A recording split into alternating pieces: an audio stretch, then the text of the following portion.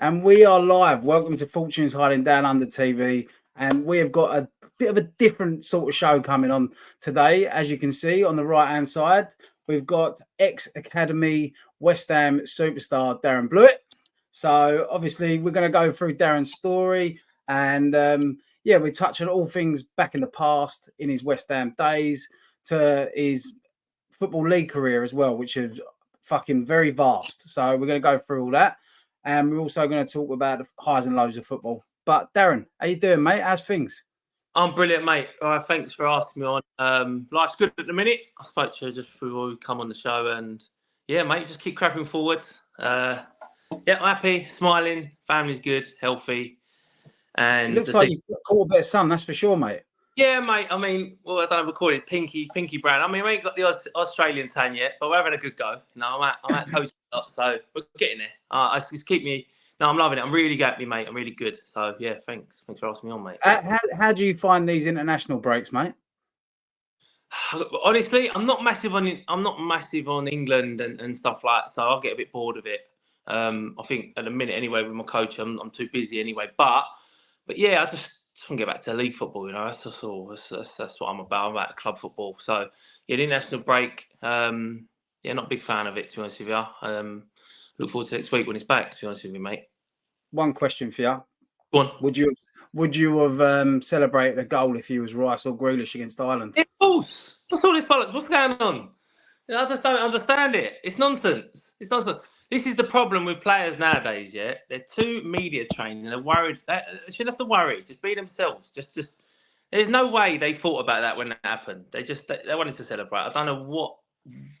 They're worried to lose a spot. Just get on with it.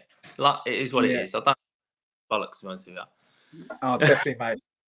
But yeah, no, it's always a tough time with international break. Coming in, you get 3 games and then they take it away from you so quickly.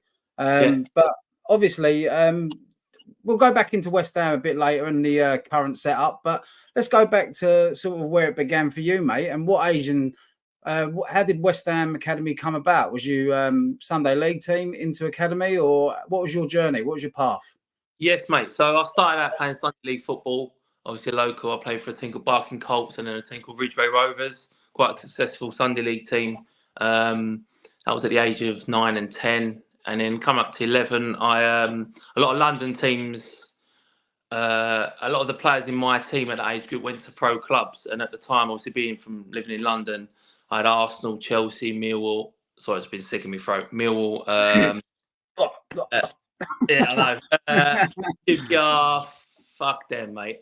West Ham, and they all approached me. Chelsea all approached me to come down to School of Excellence, Centre of Excellence then. And as soon as West Ham, I could not wait to get to the training ground West Ham because I went through the process. I actually went to Millwall. They took me to a game and Theo Pafitis was involved. And I think my old man weren't too happy to us. But did he give you a free pencil case? No, he didn't. But he offered me mum and dad a 3-piece suite to sign. We had lived in a one bed. They thought, fuck that. But no, it was so big. But no, yeah, and went through the whole thing. Just, I don't know, I was young. It was all new, you know, and went through that in Arsenal and all this stuff. But soon, the minute I remember going for training with West Ham, the first session, I signed straight after the training. I couldn't wait. I was buzzing to be there. That was at 11, and I just couldn't believe I was there. It was just unbelievable being at the training ground. And yeah, so I signed at 11. And yeah, was there till I was 22. So it was a long ride. It's brilliant. Well, going back to your first few years with West Ham, who was actually the one that orchestrated your move to West Ham? Who was the people that got you to the club? Right. So there was a guy. Yeah, I had a scout who probably no one will know. A guy called Peter Wilburn who actually spotted me playing Sunday League football. But then there was a guy called Jimmy Hampson who brought through a lot of players. Jermaine Defoe come from Charlton, and he was influential in bringing a lot of young lads to the club. He was involved slightly as well, and yeah, they brought me in there, and I never looked back. Obviously, I was coached by so many good coaches whilst I was there. There was a guy called Colin Reid, Paul Heffer, who's only just recently left the club. He's been there for 40, 50 years as a player and a coach. Yeah. So they really, really helped me early doors. And just, yeah, I mean, as a fan, because I was a fan going into this, I knew everything about West Ham. obviously I'm a 90s boy, so I watched West Ham in the 90s. I knew all the coaching staff. I was like 9, 10. At that age, I was mad on football, so I knew the coaching staff, the players well. I knew everything about the club. So when I got there, I knew all these people before. I felt like I knew them before I got there. Being a fan. They must have thought, who's this fucking wide boy? Yeah, fucking, it's got to slow down, this boy. But no, it was like the bumblebee in the jar, innit? You just running around. I was just excited. And one of the early things that I done was when I was 11. I think I was about, I can't remember, 13 or something. I've been there a couple of years maybe. But still, I think I couldn't believe I was there till I got released. I was such a whirlwind. But I remember being there, and I think I was like 13, 14. But I remember even being excited then. And I think Neil Ruddock was at the club then. And I think I told the story before. But running around the track, and we weren't allowed in the first team bit as youngsters. But I'd sneak in and stuff and try and find the players. And I walked in and pulled one of the doors open, and Neil Ruddock's on the massage table with his fuckle on, getting a massage off John Green, his bollocks out, and he shaked his cock at me and called me Willy Watcher, and I ran out. And I was just like, I shouldn't have been there anyway, but I was just running around the club. It was such a. I'd leave there, go to school, and my mates had asked me about it, and I was like, yeah, I see this, and I can't believe that, and I was training here and doing that. So it was incredible for me, mate. Honestly, I was at that age, such a fan, you know. I don't think about being a professional footballer. Obviously, that was the dream, but ultimately, you think living in the moment, and I just couldn't believe I was there. I couldn't believe it. So yeah, it was all a whirlwind. Was it one of them things that you used to get dragged out of school for, or does it all work around school? How did it work then? Because obviously, I think a lot of the boys get dragged out quite quickly, but I'm sure that you would have made up an excuse to say that you would have had to go somewhere to get out of school. I'm sure. Yeah, or maybe not gone to school. I might not have just gone to school. Yeah, the first couple of years of school was all right. And when I got to that senior school, 11 or 12 or whatever it was, I think you get to... I mean, I was one of the youngest players to play for the reserve team football on record when I first played. And I was 14 or 15, I was, sorry. And they had to take me out of school then. So stuff like that, any excuse to get out. But I missed a fair bit of school, yeah. I think I spoke about this before. My dad went to prison when I first joined senior school. So that was sort of...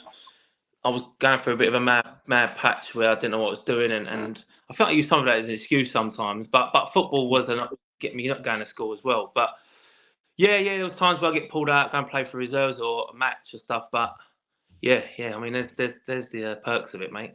That was good. I bet exactly. Who was the most influential? Like you've just touched there on your dad going away. Who was your influential person while he was away? Did you have anyone there for you, or like was it all on you sort of thing? I think we're going back. So if I'm 12, 13, we're going back. Oh, show me age here, but 25 years ago, yeah. So people didn't really. It wasn't really focused on not mental health, but I'm not saying I don't know if I did or didn't, but I definitely had struggles. But it wasn't that. Let's talk about this. There wasn't the like now they've got a person for everything now at the club. You know, It wasn't that individual person, but there was a lot. I mean, I mentioned Paul Heffer. He was really good with my family at the time, and people like that. But for me, I didn't think about it like that. I did change as a youngster. I was quite an aggressive lad. Obviously, that is part of my journey, and a player. And where football was a release for me, I fucking loved it. I just couldn't wait to get to football. So when I got there, nothing mattered. I just wanted to run around football, do my thing. There might have been someone might have pulled me and stuff, but not off the top of my head. But there was influential people there, but no one who really, until I got to 16, 17 and Kevin King coming to the club, I didn't really have a figure who really took me under the wing and tried to help me massively, and that was him. But that was a bit further down the line. Yeah, I mean, as we're all West Ham fans on this channel, I'm sure there's not many that are watching that ain't. What was it like the first time that you actually did put that kit on, even as a youngster, and you ran out onto the pitch with a West Ham kit on? What was that feeling like? Because all of us would have loved to have done it, but you've done it. So how did you feel when you first did it? Do you remember? How it felt? First going on to Upton Park, I was 12 years old. I was the captain of our under 13s or whatever it was. So I'm talking a bit before pro football, but I remember going on and I was the captain. We had our photos before the season started. and it was in Upton Park, and we was all in a row, and I've still got the photo, and I'm in the front. I didn't feel pride, but I was so proud. I was like 12, 13, I didn't really know what pride meant, but I couldn't believe, because I remember sitting in the stand. I remember I was on the pitch for one, as a 12-year-old, sitting in the middle, captain of your team, under 12s or 13s it was. Just that was the first memory I've got of putting the kit on and being on the pitch and thinking, oh my God, imagine one day playing on this or training on this or whatever it would be. And that was my first real or thing of what happened. But obviously, as I got older, I played a lot of reserve team football there. I played the youth cup there. Obviously, was on the bench a couple of times and warmed up and stuff like that. Every time, yeah, we'll go into that. Yeah. Oh, good. Glad you did. I've got to throw it in anyway, just in case you fucking forgot. But but yeah, it's just that is my first memory of walking on the pitch in my kit as the captain in the middle in the photo on Upton Park, just like 5 minutes from my ass. It's just fucking unbelievable. I can still remember that feeling today, and I've got the photos, so I've got the memories as well. I mean, within your group of players, who really stood out for you? Like, did you have that self belief that you thought that you was going to go on and like represent West Ham? But who else had that? Who else did you think? We all know a couple of players that we played with when we was younger, and you go, he's making it. But who was yours? But it was some that no one would ever heard of. You know, there was some who people just get to 15, 16, 17 and then nothing happens and never heard of. But there was a guy called Sam Wright who was in my youth team, who was an unbelievable player, but he just some reason or another didn't work out. But my age group, when I eventually got pro, got to getting released or pro, I think it was me and one other got a contract. Everyone else got released. But the year below, obviously, Mark Noble and Chris Cohen were there.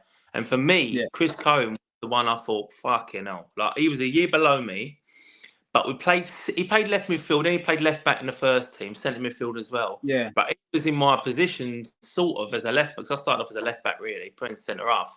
I was thinking, fuck me, I've got to be on my toes here, because he's decent. He's an athlete at 14. Yeah, he was physically just an animal. He was fit and stuff. But I remember him just being really, really good. And he's playing for England schoolboys with Mark as well, of course. Yeah. The funny thing is, always people go, "Oh, good was Noble when he was younger." He was okay. He was a good player. Very good player. Played for England schoolboys and stuff. But I'm sure he'd agree. There was no way in a million years did I think he'd have this longevity career and become this icon, idol, whatever you want to call him. I just wouldn't think that. But for me, that age coming through was him. But there was just players people wouldn't have heard of, and you just think, if I said no. And I always thought the Chrissy Cohen thing was quite strange. But you look at some players that we've had over the years, like Junior Stanislas and like Savon Hines. They're the sort of players that they will go and have a good career somewhere, but it just was never at West Ham. And Chris Cohen had a brilliant career at Nottingham Forest, wasn't it, as well? So, I mean, he went on and did really well. Yeah, I mean, there was him, Hogan Ephraim, who was a couple of years younger, had a really good league career. Carl Reed. That's right. No superstar, world superstars, but proper careers, really good player. And you can see from young, me coming through. Obviously, a bit older than me was Elliot Ward and Anton Ferdinand, who you knew were pushing on a bit. But again, they weren't superstars. They weren't. And I backed myself as a. What do you think of Rio Ferdinand? So he was there. He was there. He was a bit older than me, weren't he? So, what do I think of him? What do you mean, as a person or a player? What are we talking here? Where do you want me to go with this? Well, as a West Ham fan, I can't stand watching him on the TV because he suits the narrative. He's the same as Joe Cole in many respects. I get you've got to do your Chelsea hat, you've got to do your West Ham hat, Man United hat whenever you're doing comms. But fuck me, whenever we get a good player, send them to United. It's like fucking hell. Yeah, but I don't. As someone who's been involved in the football side of it, I get it, because people get rolled up about this, and I spoke about this the other day on Twitter. Obviously with the save concessions thing, which is brought up now, with the prices. I obviously commented, and I got really loads of responses. I was over so many because I said I back it, and they were like, well, these, and one of the questions someone put to me, and it wasn't an argument, it was a good discussion. They said, well, these players were saying whilst they were playing for the club, they loved it, they loved the club, and they're not backing it. And they work for the club now, and my whole argument is, they're not fans. They do it as a job. This Yeah. is their job, yeah. So when they get wrapped up in it all, I've been involved enough of it to understand that. But you can still be pissed off with them and angry with them because they might have said things in the past that are this. But ultimately, to them it's a job and it's their life, and they've earned the money out of it, and now they're doing whatever. And someone they've sold their soul, maybe, but for them they haven't looked at it like that. Me as a fan, I was a proper fan, so I would never go down it. There's no way in a million years I would back West Ham till if it was a discussion. If for some reason I ended up on telly, I'd always flip it back to there. So whatever. But I think ultimately they're not fans of the club. It's a job. They do their thing. They move on. Money. As I said to you before we started this, didn't want to catch you out. I just came up in my head when I heard Ferdinand. I was like, "No, I'll have you." I didn't really know him. He was a bit older than me, quite a few. And obviously Anton's a year older than me, but Rio was a few years older. Yeah. But yeah, no. I've only met him a couple of times, I think, and I was young when he was there in the first team. So I think he moved on before I even started coming through. Right, and obviously you must have. Everyone talks about obviously John Lyall, Ron Greenwood, but you must have come across like obviously one of the biggest names in academy football, which was Tony Carr. So with Tony Carr, how did you find him as a person, as a coach? Did he develop you in any way, or just wanted to get your thoughts on him? Yeah, because obviously, so me and Tony had a really. When I was at West Ham, it was under 17s, under 19s, and reserve team football, right? And then it changed to under 18s. Okay, so he was in charge of the under 19s, obviously oversee development of players coming through, reputation and stuff like that. I was really pushing on as a player. So when I was 15, 16, I was playing for the under 19s, and then come back to my age group 17. So I was involved with Tony a little bit, but we had a very strange relationship. He'd go fucking crazy at me sometimes, and I think he was more frustrated with so many other coaches the same. So frustrated with my discipline sometimes, the things I was doing off the field, which come into the training ground a little bit. One of the stories is where we was training at Little Heath, and I was 15, and I'd drive into training at 15. parking in his parking spot. Yeah, it wasn't that bad, but I would have if I probably was left to my own devices. But yeah, obviously it's not funny to laugh about. I can laugh about it now, but I was 15 and I'd drive the car into training, and I'd park opposite Little Heath, and we'd sneak into training, me and my mate. Obviously underage and it's illegal and stuff. So it is what it is. But it happened, and we'd go to training, and I remember we have to wait till the training finished. We'd take our time having a shower, then we'd have to go over to Chadwell Heath to have lunch, and then do our second. So we'd wait for everyone to go, and we'd fucking hang around with my mate, and they'd sneak over the road, get the car, and I'd drive back. And I remember driving down what was A12, come up to Moby Dick, we'd do a right, and I'm at the lights, and I'm sitting there, and I'm in the car, and I'm trying to be old, and I'm standing there, and I've just looked to my left, and Tony Carr's in the car next to me. He's looked to me, and he's had a double take. He's given up, and he started pointing at me again. Whoa! Put my foot down, bang, zinged it off into the training ground, and obviously that's it's a crazy thing to do, but it happened, and when we got to the ground, I just completely denied it, constantly. It was me. How did you deny that one?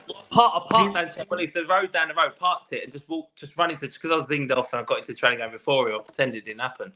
But did you say to him, did you see my 60-yard zinger diag? And you said no. You didn't see me yesterday either.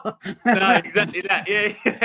But there'd be moments like that with Tony, but that was me just going off on a tangent. It's my own experience outside of it. But as a coach, obviously the reputation he holds and the players, he was lucky with I say lucky, I don't mean that derogatory. He was lucky with the batch that come through. Obviously, you've got to develop them in the right way. But his reputation is unbelievable. West Ham, he's loved there, and it was a good coach. I mean, the sessions were good. So yeah, obviously, I had a lot of. I'd played under. He'd been my manager loads of times in games and stuff, and then I had a decent relationship with him. I think it was not a love-hate thing because it was a kid. It was a love like him as well as a lot of coaches. Yeah, him and a lot of coaches tried really hard with me in regards to. There was a lot of things going off the field that sometimes would come over into the training ground with me and stuff. So yeah. Especially at that age. Especially at that age, Darren. I think anything that's going to be coming in, like what happens to your dad, and like if you are a bit of a boy as well, and you've got your mates and you do sort of other things as well, football sort of gets in the way of that as well, you know. But when they collide, sometimes it's always going to blow up at some point. So I don't think anyone would ever begrudge you that, mate. But yeah, going into I've put your best mate in here, Alan Pardew. Obviously, old Twix or Snickers, whatever you want to call him. But yeah, so obviously he was manager when you was coming through. Yeah. What was the feeling that you had when he actually asked to have you in the first team that first time training, like playing against all the top pros that we had at that time? Like, how did that conversation come about? Well, sorry, mate. I'll just go back just a little bit. Obviously, I trained with the first team very young at 15, 16. Yeah. Glenn Rowan was in charge, and then Glenn got ill, and Trevor Brooking come in. We got relegated with that unbelievable what everyone talks about, but still got relegated. I think it's 2003, maybe. The white kit with the little claret stripes down it. Yeah, Birmingham City, wasn't it? Oh, sorry, mate. Got ya? Gotcha. Sorry, mate. I lost you a bit there. You're right. Sorry, mate. I lost you. Sorry, apologies, mate. That's all right, mate. Yeah, so Glen Road after Brooking. Yeah, so is that, and then obviously I'd been involved with the first team very young. Obviously that training session didn't go too well when I got pulled over. I got sent in, but it really that I had a taste of what first team football was about. And then when I got through the youth team, I got to the age where do your YTS, and then you either get a pro contract or released. And it wasn't really him that told me. He liked me. I trained with the first team enough. I was competitive. I could hold my own. I was playing a lot of reserve team football at the time, which was really good grounding. For anyone that played reserve team football, then they understand how the players I played against them were World Cup winners, some of them. Unbelievable. Yeah. And when I finally sat down and got given a 2.5-year contract, pro contract, I didn't actually speak to him personally, but he'd had conversations with me. I've been in the office. He spoke to me around the training ground. Said, we understand. We really, really like you as a player. I remember one of the conversations he put me on, and we walked around the whole training ground just talking about life, and he asked me about family and stuff. So it was really nice as an 18-year-old. And said, you will be involved with me. You will be involved in the first team. Okay, you'll be in and around it. We'll drop you back into the youth team, but you'll come back and stuff like that. So we did have conversations that were really, really positive. And within my first, to sign the contract anyway, for me was unbelievable. I was performing really, really well. I was always playing, I say, reserve team football. I was playing with the pros anyway. Not looking at a place. Obviously struggling in some games. Some days I'm playing better than others, but really felt comfortable myself. I felt what I was doing was, as a playing side of it, really, really, really backed myself. And they liked me as a player. So just a big sign of my contract, mate, was just unbelievable as a feeling. It was another tear, another crying moment, because I just couldn't believe it. Family were all over the moon for me. I just couldn't believe it. My mates couldn't believe it. They couldn't believe it because they seen me play, but it was just amazing. I'm playing for West. I'm a professional player at West Ham. I go down to Lakeside and put my head and shoulders photos and put them all in front of me, and they knew I was, and stuff like that, you know. All on the bus stops. Yeah. And for me, I'd walked obviously I talk about reserve team a lot because I played a lot of it, but I'd be at home and we'd have a reserve team game Tuesday night, 7:45 kickoff, and I'd walk from my house. So we'd get a few people there, and I'd walk past the bowling pub with my bag and my tracks, and I'd go and play. And then after, I'd be in the pub with Dad and his mates, not really drinking, but be around it all. So it was surreal. It was like local kid just cracking on. Yeah. I remember when I was 18, that time for me was just incredible. It was just unbelievable. Do you think there's a sort of there's a generational thing with football, right? It's obviously changed so much to what it used to be from when I'm 35. Obviously, you're just about my age as well. And like growing up, we saw the Razor Ruddocks, the Tony Adams. They were drinking. It was a drinking culture, and obviously, then you didn't have that. You don't get that now. You won't get the stories that we get these days in the podcast with the boys that they got now. You're never going to get that. Do you feel like you was a bit of you were stuck in that generational thing? I always Because David Bentley's the same thing. He was saying that he just didn't enjoy it anymore. It was too robotic and it didn't become fun anymore. And like, was you stuck in that generational thing? I think for me, I see the change. So I see the old school going to the newer age where the sports science come in and stuff like that. I see that change involved in it. So I see that change. But my playing style, if anyone's seen me play, if anyone did, I was a very aggressive player. My idol was Julian Dix. I played in that position. And it wasn't like, I've talked about this a lot. I had pictures of him. Like I went all the way to his pub just to have a conversation when he was in Colchester. Fifth, I got drove in there by Stan Burke, who was the kit man at West Ham, and he knew I was obsessed over it, and he took me there to sit. My playing style was a throw, but I could play football, but I was an old school with that new school change. I could play. I could 60 yards. I could play to the front. I love to play, but I feel I was a throwback anyway. And I think not so much your playing style, Daz. It's more. I'm more talking about the mindset. Do you know what I mean? Like, because obviously you could play because you ain't going to get into West Ham's academy if you can't. But like, it's more like the mindset. You just said then you went from playing football down a pub with your dad. Like, you won't get that because kids don't enjoy doing that anymore. But I don't know there's many people doing that. Because the environment I was brought up in was like that. And the people I knocked around with were a lot older. From the age of 11 or 12, I hanged around with 18, 19, 20-year-old boys and lads who would go on hangs and whatever and get up to stuff that I shouldn't have been, but I was young and stuff. So all my mates were in pubs earlier than me. It was just a thing to do. Where I was from, it was very drink and going out as quick as you can. As soon as I was 14, I was 6'8" anyway. Ugly, hairy bloke. Get him in there. I was getting the beers for everyone from the newsagents at 14 because no one else could get served. You're walking in there with loads of pound coins and little blue £5 notes. Some of them are moody as well.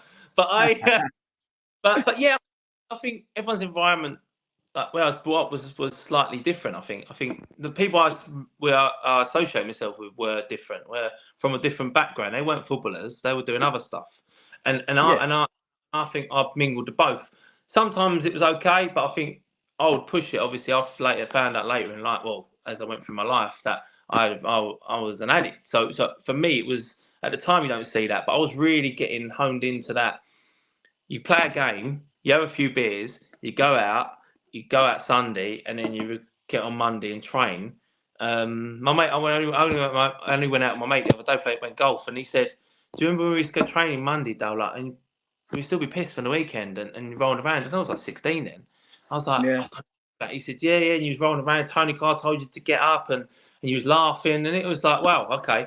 So I was doing, but it was because again, the lads I was older. And I just got caught up in that a little bit. But do you regret it? So much. Do you regret that at all, or not really? I try not to have many regrets, right? I try not to regret things, but I definitely remember them. And I definitely, if there was, I don't know, if I had an opportunity to go back and change things, probably not in regards to where my life's at today, because I had to go through. I had to go through to get to where I'm at today, and there's still more to come. But and I'm still improving as a person. You know what I mean? I'm making mistakes still, but yeah.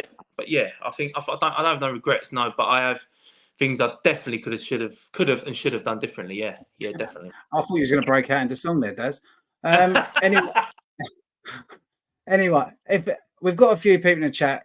If you've got any questions, we will be doing a comment section at the end. Darren's going to answer as many questions as he can. I've got a couple here already. So we got one from John Osborne, my old mate Virgil. Does Darren remember a player called Anthony Henry? Yes, he was a bit younger than me. I'm sure he's a bit younger than me. If I'm thinking of the wrong right one. Don't remember too much of him, but I remember the name. Sorry, I don't remember the person. I've got to be honest with you. I'm pretty sure he was a bit young. But we will do more questions right at the end because we want to make this a nice little flow because it was good. But yeah, right now going into your professional side of football, and obviously in terms of professional, we nearly got on the pitch. Yeah, we was close. So let's talk about it. Let's talk about that infamous Southend United Cup game. Ah, right, okay. So yeah, I mean I spoke about it before, but basically I've got put into the squad, the cup game, Carling Cup against Southend, and I thought I was going to start. To be honest with you, I was told I might start during the week, so I was really excited. And I think I went with Trent right back instead and played someone on centre half. But yeah, I think so I got on the bench, and the first moment for me is walking into the changing room, and you see all the kits lined up, and you got your own locker bit, and it's got your shirt hanging up, Blewitt on the back, and obviously in the youth team and stuff, you just get your number. And I couldn't fucking believe it. I was like, right, okay, brilliant. Just unbelievable moment. That for me was an unbelievable moment. Unbelievable. So walking in, doing the warm-up, being around the ground, it wasn't packed, but there was 20 odd thousand there, whatever it was. And being told, right, second half come along, and I think Noble was on the bench that game, he'd come on. Teddy Sheridan was on the bench, I think he'd come on. I think it's another lad, Moses Ashikodi was on the bench, and myself and the goalie. And I got told to warm up, you're coming on. And this was like, just yeah, I was jogging up and down that about 100 times, looking around, trying to find my family. I thought, I'm back to come, and this is going to be unbelievable. They put a plaque. I went back up there, and they put a plaque on where they put the new flats where Darren Blewitt ran. Oh mate, that was me. I put the plaque there. But yeah, and I just fucking couldn't. I still couldn't believe it. I couldn't believe it. I was just so, and like you got running towards the Bobby Moore end, and I was just obviously not we're all fans here, but people that ain't fans understand that stand and just jogging towards it, and I just couldn't wait. And then he said, right, you're coming on, and I had all my kit on, a jumper over the top, your jumper on top of my shirt. I had shorts on already. I had my socks pulled up, tape round it. I remember exactly what I had on. And you had slip-in shin pads. You just go wallop, done. Okay, and it would took us 10 seconds. I've jogged back, and as I've jogged back, Pardew said to me, "Right, you ready? Come on." And he looked down. He said, "Where's your shin pads?" And I said, "Oh, I'll get and put them quickly." And he said, "Sit the fuck down." So I sat, and I was like, "Hey," and I remember just walking back to the dugout, and I didn't come on. And I don't think anyone else come on. I don't even think he put Moses on. I can't remember what happened. I didn't come on, and I was first of all I was getting angry, then I got a bit upset, and then I got really pissed off, and I was raging. Once it happened, I was fuming. And as soon as the final whistle went, I think it won 3-0. He went down the tunnel, and I fucking chased him down the tunnel. My head went. I completely lost my head. I lost my composure. I lost my professionalism. Everything. Lucky it was down the tunnel, it wasn't on the pitch because who knows. But they went down the tunnel and they could see I was pissed off. I remember Pete Williams, Eddie Gilbert, I think his name was the kitman at the time, and they could see I was pissed off. They're sort of humbling behind me, and I said, "What the fuck was that about?" And I'm shouting down the tunnel. We're not even got to the changing room yet, and he's walking towards the tunnel, and he didn't know I was talking about him first. I said, "How the fuck can you?" And I really went into this. I called it the street boy mode. That yeah, and just not professional at all. Completely off. Lost my head. And I said, "You fucking mugged me off," and I used all this terminology. It was just bad, and went really at him. And I took my boots off and I launched my boots at him.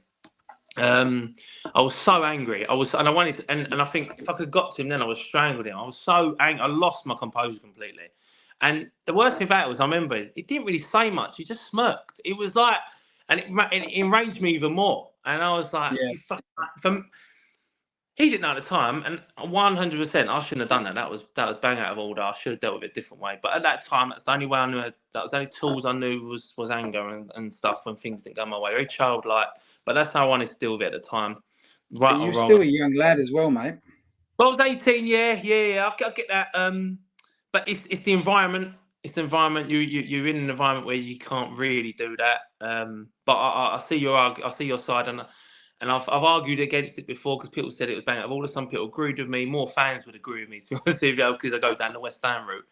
But ultimately that happened, and then he smirked, and that even and I remember I had to get changed outside the. I wouldn't even change him after. I'd take myself, chucked it on the floor, and this is my date. This is my first ever game on the bench. I think I was on the bench against Crewe as well. I think I was after that, like a couple of games. But I think that was my first ever one. So yeah, and that sort of, obviously that was a really really bad thing I done in regards to the and I just completely lost my composure. It just went wrong. And Southend, the team that we played, I actually ended up going on loan to them not long after. Got promoted from League 2 to League 1. So which we will go into your loans and stuff as well, and how many times you go out on loan, obviously. But what did you do after? So you left. Obviously, that all kicked off with Pardew. Like I've got a feeling what you might have done. Not sure. Don't know you from Adam, but you said you went to the pub earlier, and I've got a funny feeling. What did you do? What was your reaction to after? Yeah, I mean, once that happened, I'd get dressed and then I was in change room. But I passed him in the change room and passed him away, and he just didn't say nothing. And I think in my head, I was like, prick. But I was talking to him as if he was just someone I've had an argument with, not being he's the manager of the football club. Yeah. And I just got all my stuff on, because I took the clothes off outside the change room, but my stuff's inside. So I got it on. Then we went up to the players' bit where they all have a drink or a bit of food or whatever it is. Yeah. But I wanted to go. I just left. I wanted to just go. I wanted to go. Considering this is my first involvement with the first team in regards to being on the bench and almost coming on, I just wanted to get out of there. And I didn't go out and get on the piss and something like that. But I was full of anger. Like I wanted to hurt someone. I was so angry. And I think once I got home, I think I might have got emotional about it, to be honest with you. In regards to the realization of what I've done was kicking in, but then I fronted it again, and I then spoke to like my older mates who were a lot older than me and the fans and stuff, and it sounds really pathetic to say this now, but they were like, "Well, Dale, we'll just sort him out. We'll get it sorted. Don't worry, he's a prat. Like he can't do it." And it was all going down that route, and I was just like, "Whoa, lads, it's not this type of thing." But it really went down a different route where I was like, "Oh, this is really uncomfortable now," because I've mingled both worlds. Because what I was good at, I didn't tell you earlier, what I was really good at, I say I was really good at it, I controlled to a certain extent. I controlled the football life and the outside life quite well. But when it got more prevalent and I started going out a bit more and being around and older and different opportunities come my way and drinking more and using and doing all this other stuff, as I got older, the two mingled too much. And it got crossed over and I completely lost who I was a little bit and made a lot of mistakes. But that happened and it never really built. And I remember, I think it was the day after or 2 days, I might have a day off, and the day after I went back in, I got an absolute roasting. And I just said, and I remember saying to him, I agreed with him because I calmed down and people had spoke to me and said, like, you can't do that. Well, my agent was on me and stuff. And I need to apologise. But I said, I'll tell you one thing. And I forget saying to him, I said, if you do that to me again, I will do exactly the same thing. And he was fuming over that again. He just wanted to get the fuck out. And sent me back to the youth team. I was training the youth team. And then I went on loan to Southend not long after, which was good because I wanted to get out and also play football, which I didn't play too much then, but I got out the environment. And yeah, it was just, it was, again, the guidance thing for me, mate, I really, really, really struggled. Whether or not I would have took that on board, but yeah, it was a while. It went too far left and it shouldn't have done. I think as a fan and someone who's supported the club all their life, families, West Ham, etc., you think you've got your moment. Your moment's there, and you're just like you had it, and then he took it away from you. So obviously, rage is going to be inside you, especially if you're that way inclined anyway. But as you say, the red mist comes over, and it did obviously. Yeah. One question for you. You brought his name up earlier. Did you ever have any famous nights out with Mr. Teddy Sheringham, Smooth Criminal? Yeah. Teddy. Can you give us anything? I'll give you a little bit. I remember, so he come to the club, and I think we was doing pre-season. I think he wasn't quite fit. Obviously, he'd come, he signed, and he come and trained with our age group to get fit. And I remember doing the Hainault Forest runs, and he come and trained with. He was like fucking Teddy Sheringham here. He couldn't have been nicer. Yeah, he was unbelievable. He was 39, I think, at the time. He's the age I am now, which is mad because I ain't got the body yet. That's mental, isn't it? I just thought about it then. I can't believe it. Yeah, he was like the age I am now. I thought about that shit. And then, but he comes down the wall and he said, "We're going to play golf." And he asked me, I think Nobes, I think Chrissy Cohen, we're going to play golf. And he asked, "Want to come go golf? We'll play." I think it was at Epping. I can't remember where it was. And he took us out golf. And I was like, "Oh, brilliant!" And he was so sound. He was top bloke. Yes, all right. And then the nights out happened. And obviously being a bit younger, but I was going out anyway. I used to go out with my mates a lot and meet a few of them out, which I didn't really like. But I remember this one. The same was, so Ted was it's quite out there. It's been told before. When Faces in Gainesville, Faces was the big one. So we go out and play like Faces, and the girls were more on my age than his age. So, and I was single at the time. I was young and that, and I was just like, I used to call it the Teddy Sheringham knockdowns. I felt like I was in the Man United. I felt like I was in the Man United '99 team. So I felt like oh, you do resemble a bit of Yorkie, mate. I can see it. no, it's more like the Sheringham Shearer one '96. But I and it was like Ted, like he's like, that girl, I don't know her, and I was okay. But they were more my age, and I was young and yeah, we'd go out and it was the Teddy Sheringham knockdowns. It was like that. But he was good as got up with the youth. It was Teddy Sheringham, for fuck's sake. He's won everything. He'd come to the club, and I think he got hammered that year or the year after when he got the championship. In the championship, an unbelievable player, like such a good player. But as a bloke, like he was brilliant. I remember we'd sit down have canteen have lunch, and we'd get the payslips brought down in the month, and he'd open it up, and I'd he weren't that shy about it, he weren't thinking, but I just grabbed it. I was looking, I was thinking, fuck. I said, Ted, 1 month. 1 month, can we just swap? 1 month. You're right. Like, look at this. And he got He'd still be able to get some chicken out of it. He used to say, "You got to go and earn it, son." And then I'd go, "I'll fucking try it." But he was so good. I remember through training sessions when I might be struggling in a session or I'll do something really good. And he'd be like, and he's really blue, great knocking. And I remember him really being encouraged. Like, he was just good. For I did have loads of him. It sounds like I was with him all the time. It wasn't. It was like 4 or 5 occasions. Yeah, but it's things that you remember. Yeah, it's that, and he was brilliant with us. And again, there's more. He'd probably speak to some of the more other players who went out more nights with him. He'd tell them if they were weren't shy to speak. But we had some good nights again. And it was a Teddy Sheringham knockdowns, and he was brilliant, mate. He was such a top geezer. Whenever if I hadn't got a thumbnail already, this was what it would have been called: the Teddy Sheringham knockdowns. Okay, now there you go. That is the one. That is the one. Top, mate. Call it. Is there anyone you weren't really having at West Ham? Yeah, I mean, for me, there wasn't. You don't have to name names. No, that's not a problem. It wasn't really. So there was Thomas Repka at the time, who again I was a youngster, and I had a little. They had the open days at the training at the ground, Upton Park. And I remember doing the open day. And there was fans watching you sign all the things and all that, and his English wasn't great, but it grunt a lot like this, and everyone was like Thomas Repka, this big player, and a lot of people, and we've done quite well for West Ham and stuff, and people love him and stuff like that. But for me, like, I remember a couple of occasions I just wasn't sure on him because obviously he never said anything bad or nothing like that. But I remember training once and he'd done a bad pass and it was a shit pass to me. It went off the pitch and he said something to me. I said something back, and then we started arguing on the pitch. This is well, there's people watching.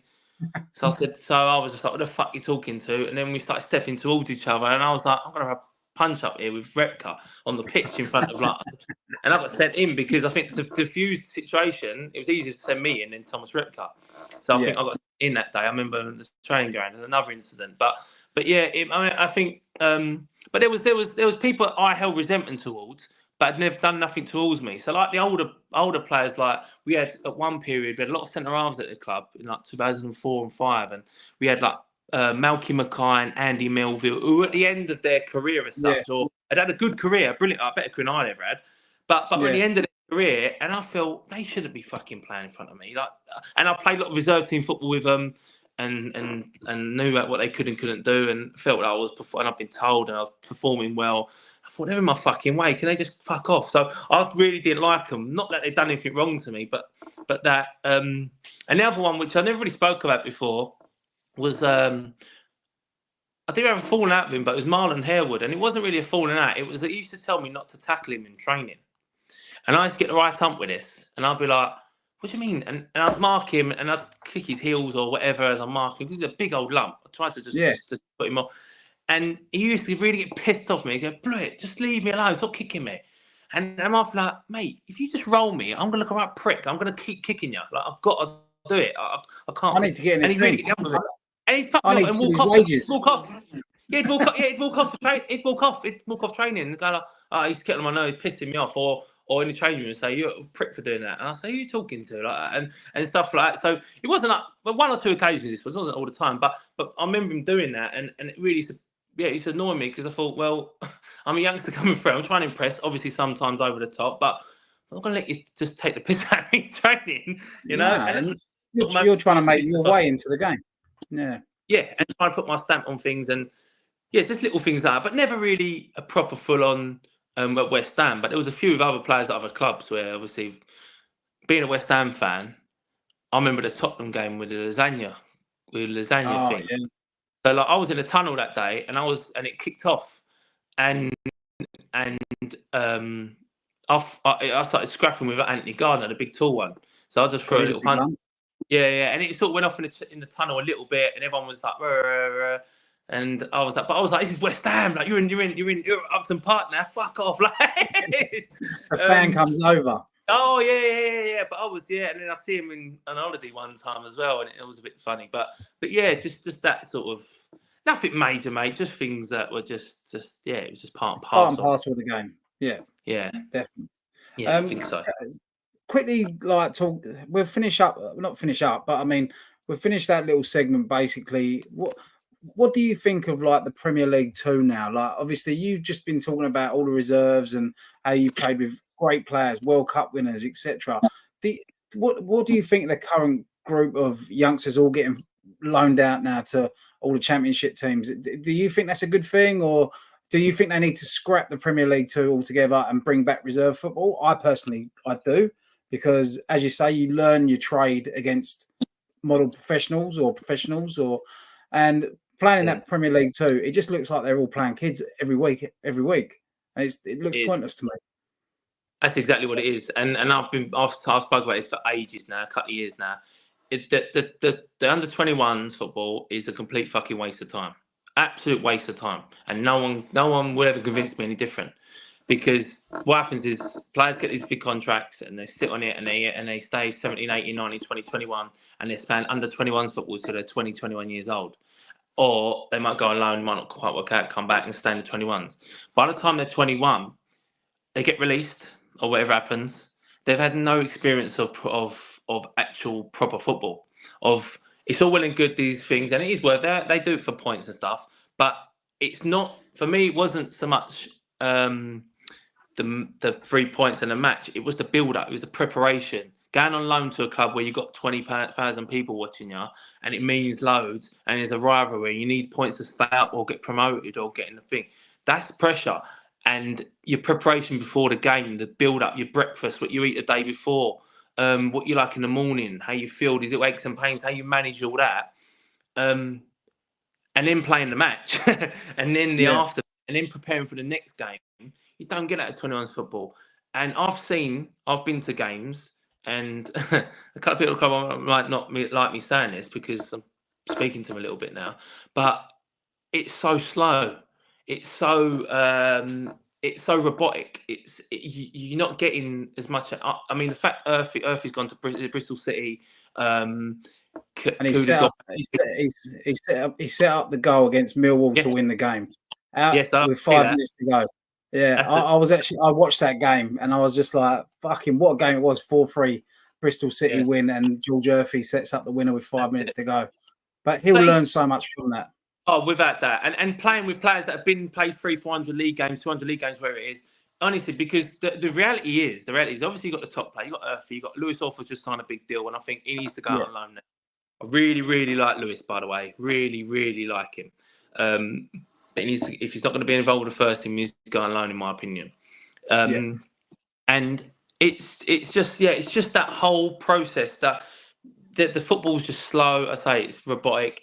You're they're going through the motions, especially when they're that little bit above everyone else. You really go through that motion. You can get caught in a cycle where it gets too easy, and then you might get thrown in somewhere. And because you stayed probably that was for 3 or 4 months, you're playing catch up, and the loan might not work out. Even if you have to drop down, you don't have to drop down to the Championship. You drop down to League One, League Two, and League One football. I don't care if you think it. You can go back into the first. Yeah, it's tough. And the reality is, obviously, apart from them ones who I've spoke about, the majority of them won't be either playing in the Premier League, but they'll be playing lower league football. That's the reality.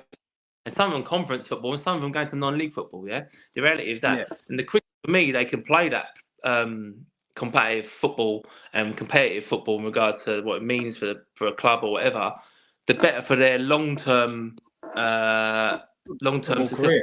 Yeah. Without that, for me, the 21s, to answer the question bluntly and shortly, is a fucking waste of time, in my opinion. The reserve team football, I was 17, 18 years old, and I remember playing Portsmouth away. Me and Anton Ferdinand played centre half, and I've told this story before. Jason Roberts played up front. So people might be like, oh, Jason Roberts. This guy had a Premier League career for years, yeah? Really good top player. Wigan. Really good player, league career, Premier League.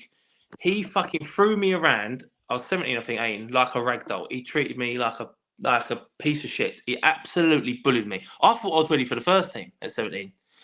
I realised, there's levels to this. I'm miles off it. I need to go and work on this, work on that. And I think it's before I got my pro contract, so I think it really enhanced me. And I remember playing, and he scored that trick, and I had a nightmare. And it's a learning curve. And playing against players like that, I got a pro contract because I remember going away and I couldn't turn off my right quick enough, and I still remember it because I remember what I had to do.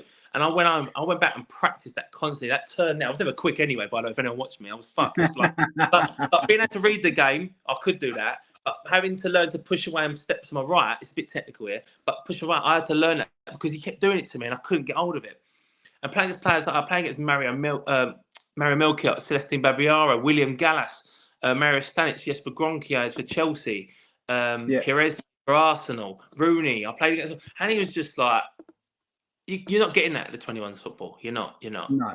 Bring back you're better off just playing 11 on 11 behind closed doors against each other. In my eyes, because that's how they look like they treat it. Even though they get paid more than probably most people do in a normal job, But you'll get a lot of people. Sorry, mate. You'll get a lot of people say about how the game's changed and stuff. But ultimately, football, the game might change, but football's still the same thing. So if your work ethic and your confidence and stuff like that needs to be built from playing competitive football, that doesn't change. So ultimately, that's why they'll get people that say that. But that's where they find their ground and find their level. Well, they always say it's like, what could them sort of players like Devonshire's and Trevor Brookings, what could they do on the pitches now? Do you know what I mean? Like, and could the boys that are doing it now, could they do it on the pitches back then? It's like, it's so different. There's so many different elements in football now. It's not even funny. As you say, the main components of football is exactly the same, but there's so many differences. Yeah. Without that, mate. Without that. But going into your loan spells, then obviously, did you do Southend first and then Hereford, or which way did you go?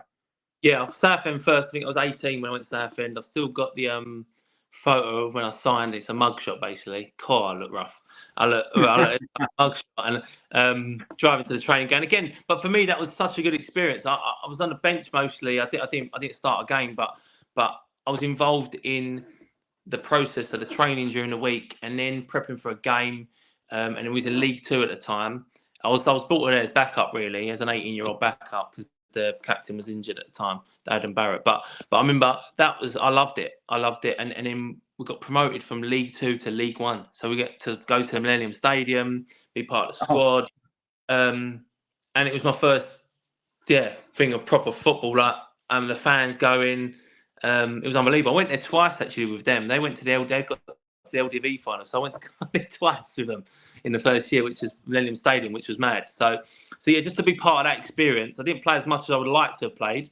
Obviously, I didn't play hardly at all. But to be on the bench, to be around it, and the build up and the excitement of the playoffs and stuff was I absolutely loved it, and some really good players there as well. It showed me that that you can play. It ain't just the Premier League, because you can get caught in that. When you don't look down there, you don't realise there's more to it. And obviously, as I've got released, I realised that quickly. But when I was at West Ham, yeah, I loved it there, mate. It was some fucking good nights out. We had a good group. Got promoted. Do you know what? You said that earlier, and it makes me laugh, because obviously we've all made mistakes and whatever, but even the mistakes that you're probably thinking about right now, it's the memories that still make you laugh, isn't it? Listen, without that, obviously, we might talk about this a little bit about what's happened in my life here, but there's some things that are fucking absolute. I had some unbelievable moments and some unbelievable nights out, and some moments that I wouldn't have done without football, for one, but also just some good nights out with people that were my mates and stuff like that. So that's why I don't regret them, some of them, because it's just like, it makes me smile, because there is a couple of things I can't actually tell you. So there is I'm probably as open as I can, but there's some things I think, fucking, I can't believe that. They're the waiting gold, mate. I'll have to get you on. I'll have to do Patreon to get you paid. But no, yeah, cool. But yeah. So then you obviously go back to West Ham from Southend. How was that transition going from obviously playing week in, week out? Well, being more around and involved with them teams at Southend, to then going back to West Ham, and Pardew's still there, yeah? Yeah, so I went back. The season's finished. Obviously, got promoted, and then went back for the new season. And I had no communication over the summer with anyone from the club, so I didn't really know what was happening. I went back to the training ground, obviously pre-season first day, and I was fucked straight off to the youth team. And by this time, I was 19, so I was thinking, what's going on here? What's happening here? And this is not due respect to the youth team. They were not a year. They were 2 years younger than me now, so there's a big difference. And I've been playing with folks, so it was like, well, fucking hell, what's happening here? And then done pre-season, and it was the youth team was too easy for me. So I done about a week there, and then went back into. They could tell that it was just wasted everyone's time. So I went back training with the first team again. I've done the rest of pre-season with them. Went really well in regards to performances. Fitness was decent. Played a lot of pre-season friendlies. Went on tour. I went to Sweden, and went well. And then he didn't really talk to me that much. Peter Grant was there. He spoke to me quite a bit. But yeah, I think I was involved. I was on the peripheral of it all, you know. I was just there or thereabouts. I train a lot. Then they might say go back over there, or you don't need to be at this session, stuff like that. So I felt I was involved. Then I did sort of fuck me off a little bit, and it was sort of catch-22. And I thought, fucking, what am I doing here? Started the season at West Ham, and then played a couple of reserve games, and then Kevin Keane come up to me. By this point, Kevin Keane had been at the club. I always say this in everything I do, mate. I always say it. Kevin Keane is the most unbelievable bloke I've ever met in football in my life. Unbelievable guy, unbelievable coach. Really, that went above and beyond for me personally after football as well. Just a great bloke, you know what I mean, and stuff like that. And then he came to me. He said, "Look, I spoke to a guy called Graham Turner. He's the manager of Hereford United." And I was like, "Who the fuck's that, Kev? Who's Hereford United?" You know what I mean? I didn't know who it was. It sounds like if Emmerdale had a football team. Well, basically, yeah. Well, we went to December, actually. We went to December, and then I said, "Where the fuck's Hereford?" And then he showed me, and I said, "Oh, conference." And I'm trying to think it's a bad thing, like conference. And stuff like that. I thought I'd go somewhere like. And then when the opportunity realised I had a conference, I looked into it, and I thought, that's not too bad. Well, I know the other teams in there, and there was Grays were in their conference as well, and it was either them or Hereford, because I had to go out alone because I realised I weren't going to be in the first team. I weren't going to be. I was about 5th or 6th choice centre half, so I'm miles off it, because they still had the experienced lads, and then on Elliott had consolidated place there. You know, I think Christian Daly as well. So and I had no chance really. So I thought I'd go out alone, and then I can't remember how far into the season it was, but then I went down to Hereford. And before I go into that, it was the best time I've had in football in my life. Yeah, it was so good. But it was like I had to drive out of the area, so I never really drove out of London or Essex. Yeah. And I didn't have a sat nav or nothing, so my mum or whoever it was to write down the fucking. I sound so fucking old on this, don't I? You had to write down the It's directions on paper. ANZ. It had like so from my house. It was like I can still remember it. I remember it. A406, M11, M40, A40, A46, all the way down to Hereford, and I was like, oh shit! And I'd follow, and it was a 3.5 hour drive with paper, and I'm having to quickly look. I've got fucking the car loaded up. I have no idea where I'm going. It was night. You must have had some good mixtape on that day, mate. I remember I had a garage and grime which I listened to, so yeah, it was Gan. And I remember getting lost a couple of times and thinking I'm never going to get. I think it took me about 4.5 hours to get there. It's a 3.5 hour drive. Took me about that, and I got there and I remember just seeing this pattern, and it was a Sunday night. It was dark, and I just thought, what's going on here? Where's the ground? And the ground was right next to me. I think I could see it. I was like, oh, that's it there. What the fuck is this? Yeah. What's that shit doing in the middle of the pitch? But it was obviously when I'm driving through there to the ground. It's all country lanes, and as before I got to there, people laugh at this, but I'm being genuine here. I was seeing cows and stuff, and I thought, what the fuck's that? There's a horse over there. Where's the buildings? What's going on? And it's true. And I remember driving through there, 19, not young, but young enough, and I fucking got there, and then they put me up in digs, and for about a week, or if that, I got trained with the first team the next day, met all the lads, local lads mainly, but some from out of places, and they wanted to get promoted. And I was like, oh, fucking hell, okay, good start. Met the manager, and it was just like, brilliant. And I met my mate who I still speak to today, a guy called Andy Ferrell, who played for Newcastle and Watford, and we had an unbelievable time together. We got given our own flat. We was a minute walk to Morrison's, a minute walk to the ground, and a minute walk to Wetherspoons. So we had a right fucking good time. And yeah, we got given a little bit of keep to pay for our bills or whatever, and we didn't have a clue. I mean, we was fucking just cook. I always talk about this. We could cook for shit. We'd have to go around people's house to have a dinner sometimes. Otherwise, we just put whatever went in the oven, gas mark 6, 200 for. We chucked it in. Turkey Twizzlers, fucking chicken nuggets, chips, whatever went, and beans. So we had a cupboard for the beans, and it was just chuck it on a plate and fucking eat it. And every now and then we might just Chef Mike, the microwave. Yeah. And that was our diet as professional footballers. You know what I mean? He played for Newcastle and Watford, so it's funny. And we had a great time, mate. Like, honestly, it was just unbelievable. And I just had the best time, mate. Football-wise was brilliant. I played about 15, 16 games. I started the first games. We played 3 at the back. For me, that suited. And I remember the first 5 games, I think we conceded none. We won 3 and drew 2. And I thought, fuck me, this is decent. It was a good crowd. I think it was getting 2,000-3,000 for me. I was like, fucking 3,000 people here, 3,500 people here. They were fanatical. They were mental fans, and I loved it. They were a bit quirky, a bit different. I really liked that. I loved the bond with the fans. I got it really early. I mean, my first game was away against, I think it was Tamworth. We won 1-0. Right, horrible game. We won it, and it was like, yes, I'm part of it, you know.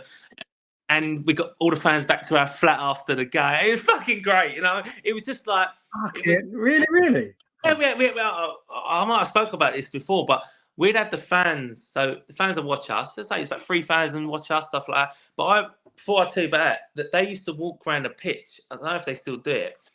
Their nickname's the Balls. And I remember coming out the track, I'm warming up, and I'm thinking, this is a bit different anyway. I'm bubbling first game, a bit nervous, but excited. And then walking around, the first home game I played, someone was walking around the pitch with a ball on a lead and taking a shit and that. And I'm thinking, what is going on here? A proper ball, like a massive fucking ball. Then it names the balls. And I'm thinking, this is mental. First of all, I was like, what is that animal? Because I ain't got a clue what that is. I'm a big dog, like a big hairy dog, yeah? And then second, I was like, why are they doing this? But I loved it. It was different. It was like, they all come together. They were quite noisy. They give the other fans shit. And it was like good. It was, and as a team, we done really fucking well. Like, we done really well. We got promoted. So again, you felt that sort, you felt that sort of togetherness with them. Yeah, I mean, they got promoted again, Millennium Stadium, but I left before the end of the season. But biggest mistake. I played the first games, and I was sort of I had a lot of my mates back home, and I was sort of running around with a bit mad people and stuff like that. And they'd come down sometimes, and I'd say this sort of age, I started drinking a bit more. Not a lot, but once or twice a week. Same as when I was at Hereford, we'd have parties, we'd have all the fans back to our house and stuff like that. Wake up in the morning, there's bodies everywhere, you know? And you think, fucking hell, like, they just watched us play, and then we got them back to it was just a bit carnage and stuff. But was you paying Jared Bowen to cut your grass? Because he was obviously a kid around there at the time. Yeah, do you know, there's a photo, and the one where he looks like the Milky Bar kid.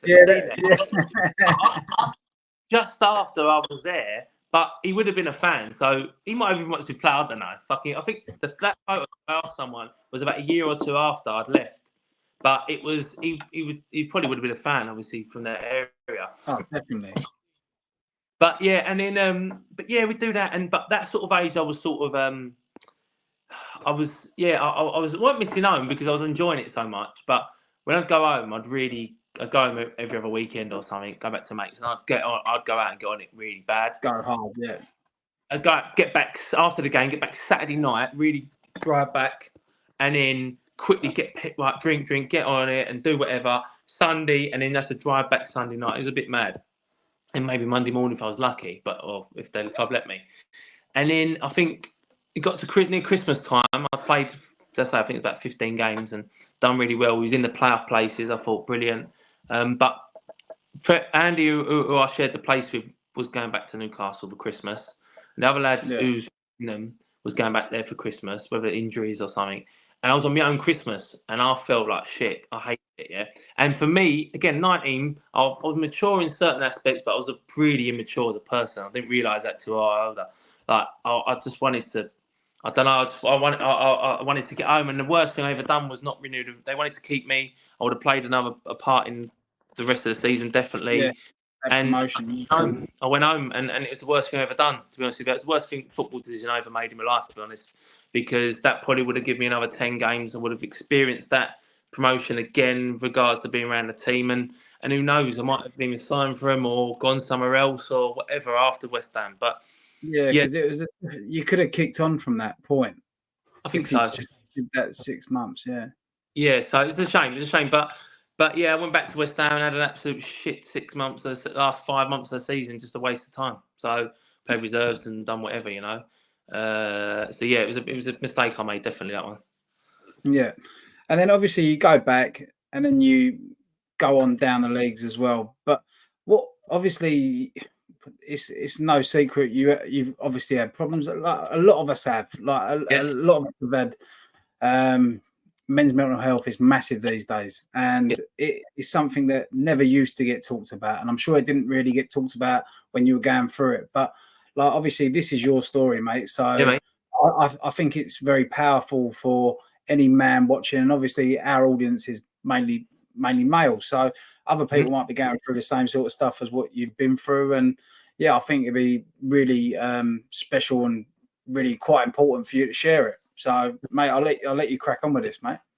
Yeah, so I obviously I got released from West Ham 21, nearly 22, I think I was, and I was going to non-league football. So for me, it was a complete fucking what's going on? I didn't know what was going on.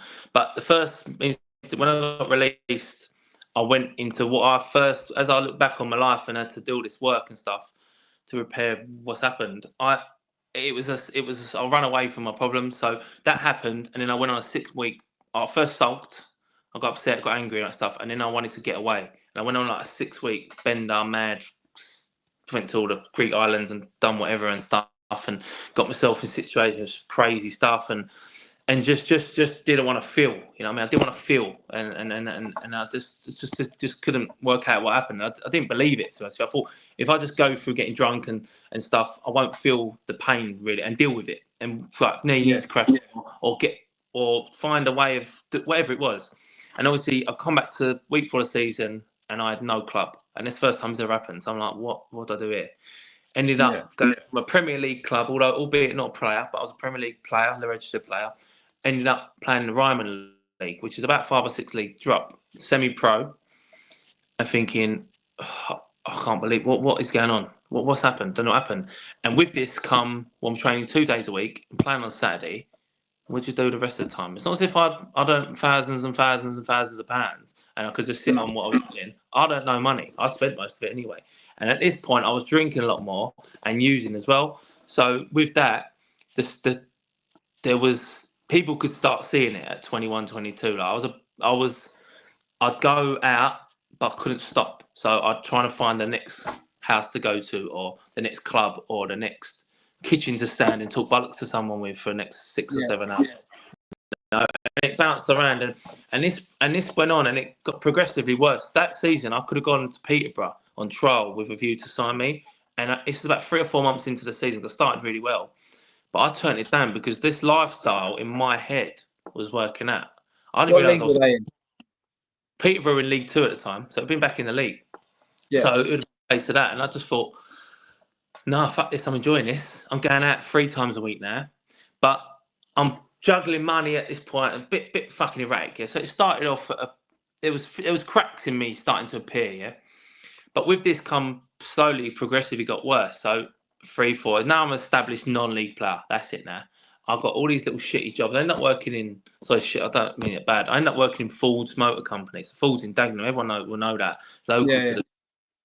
I fucking hated it. I couldn't believe within 2 months, 3 months, my uncle got me the job, and I hated it, but I just had to earn some money. Within 3 months, I was in a change room at West Ham, and then I was on a fucking production line, dotting engines, thinking, what the fuck? And I'd have these moments where I just couldn't bear it. And I just couldn't wait to get out there and go and get pissed, or go get to the weekend, or whatever it be. Again, it got progressively worse. Went through my 20s, and along the way there was things where people started noticing it. For one, my really close mates, who I'm still mates with today, 30 years strong, because I found out along the way there's people that you associate with and there's actual friends. That they could see it and they were concerned, and I end up, like, I got my missus by this point, and I end up disappearing for a weekend. She didn't know where I was, what I was doing, and I always say this, everything, and blokes think, oh, whatever, mate. I wasn't one to chase women. I loved being in an environment with blokes. I loved that banter. I loved just fucking getting some bloke. I would go out to a pub, even if I went on my own in the end, find someone, he could be 60, 70 years old, just to talk to him and say, you want a beer, mate? Play a bit of pool with them, or just talk bollocks to him and just be around, just to have a laugh and stuff, just to think, oh, just what I like that. But not. What happens is, as a fan with drinking drugs, what happens is you become selfish without you knowing, and I become. I was doing it intentionally. What I come to know, illness took over me, yeah, and it really took over me, which addiction is an illness, and people might have to look into that, but it's an illness. It really took me away from the things that meant something, and it got really, really, obviously progressively worse. I disappear, I come back, I make up, I was juggling money, I was doing bits and pieces, and I was doing things that I shouldn't have been. I got arrested a few times. So basically the consequences of my drinking and actions were getting worse and worse. Yeah, was drink leading you to other things as well? Yeah, I was doing drugs as well, I was doing cocaine. Yeah. So that coming hand in hand, and that for me was the worst thing that happened. Because once that got older, that it just completely took my knees away. It took me away from reality. It destroyed everything around me. Again, I become selfish without me knowing, because the illness got hold of me. And it's funny because I was speaking about this a while back, and I said I got to 30 years old, and my first daughter come along, and when that happened, it was like people say it's a life-changing moment, and of course it is. It's an unbelievable moment. Life change definitely still is. But for me, where my head was at and where my mental health was really bad, because it's getting worse and worse. I was drinking a lot more, so I had no clarity over anything. I was in this job I hated, and all right, people say you can go and change it. Then I was just bubbling through the days. I'd gone from in 5 or 6 years, I'd gone from a promising professional footballer to sadly depressed, alone, wanting to disappear, hating myself, all this stuff. But then my daughter come along, and so it wasn't all the time, by the way. I don't want to make this like I'd go out a weekend, and then I'd disappear 3 days, and then I'd do my best to be good for a few weeks, and it might go again, and it was like a vicious circle I couldn't get out of, and I loved, and in my head, looking back at it again, I loved trying to trying to work out how I could, if I get that money, and then if I do that, if I say this or do this, I can go out here and disappear. I'll get a pass for a couple of days, and all this shit that comes with it, yeah. And it's just chaotic. It was so chaotic. And by the time I got to 30, my daughter come along, and it is a life-changing moment. But for me, in my mad head at the time, I thought, well, this is giving me an opportunity to go out more, because now I can do the Christian, now I can do the wet the baby's head. Now I'm thinking about these things. Not enough for the daughter. so it's just madness, and that happened, and it was fine in bits and pieces, but again, over time, I stopped playing football at 30. Sorry, I should say I was playing non-league football up until through my 20s, up to 30 years old, and I stopped playing completely at 30. Never kicked a ball again, regards to competitive again. With stopping football, was that because the other side of what your life was then took over too much, and it was just like, I can't do both, and I'm enjoying this side more than the football? Yeah, I think it definitely played a part. It definitely played a part, because I thought I couldn't get an extra day in drinking it. But also, I did fall out of love with it. I got to just for my 30th birthday, I was playing for Harlow Town, and we played a playoff final. And this is where how mad I was. I was on Twitter giving it the big one to the team we was playing, because we beat them in the league. And then we played in the final, and they absolutely battered us. And they got promoted, and we didn't. And I remember the whistle went, and everyone ran on the pitch and all that. And some kid, he was either on a bench or involved with them, and he ran past me. He's like, "Ooh!" He shot me eyes, and I clumped him. And I thought, "Oh fuck yeah!" I clumped him, and I walked off the pitch, and it all kicked off a bit and whatever. And I walked off the pitch, and I thought, "That's me done." Like I think later on the realization of I felt I failed in life and football, and in a certain aspect I did, but I didn't achieve what I wanted to do, and I think I can't even fucking beat this lot, and I said I'm not playing no more, and I think the manager thought, yeah, whatever, I'll come back, but I stuck to it and never played football again. And I think it was just a case of I've gone full circle here. I was supposed to be going the other way. I've gone the wrong way. Couldn't work it out. And part of that comes down to when I used to drink, I'd go out and get on it and do stupid stuff. If I ended up back at an house somewhere, I'd get like photos of me playing, and I'd put it out. It was so weird and chaotic, and just like trying to relive their moments and say how good that was. And so that I hadn't dealt with that rejection, because until I got to the age of 22, I never had rejection in my life, really, in regards to football or stuff like that. Because every team I've been part of has been pretty successful. My Sunday league team was the best team in the country. My school team, we won the National Cup, was the best team in the country. We'd won all them tournaments. My West Ham team, we always doing. I was always progressing. And I hadn't dealt with that rejection, I don't think, in any way at all. So I think that's what happened, and it just come out in a mad way.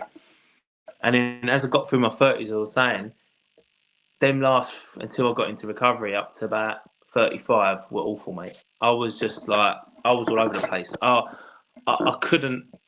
I'd do good things, and I'd be what people thought was normal, but I'd always have to be drunk or use or not feel. When we call this not feeling, it's because I don't want to feel what I class as normal. I didn't want to feel what everyday thing was going on. I wanted to just feel different. I wanted to feel this out there, not be part of the conversation, but be there.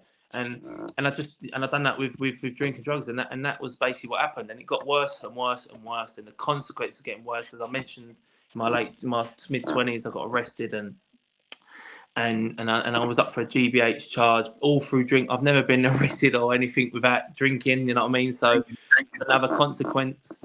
And that got dropped, thankfully. Well, yeah, and it all got sorted out and stuff. And yeah, it just got so bad. But in the 30s, it was getting worse and worse. And it's funny because I look back on photos now, and one come up the other day, and I thought, fucking hell, like, I'm older now. I'm not saying I'm fucking Brad Pitt, by the way, but I look a lot more healthier and cleaner.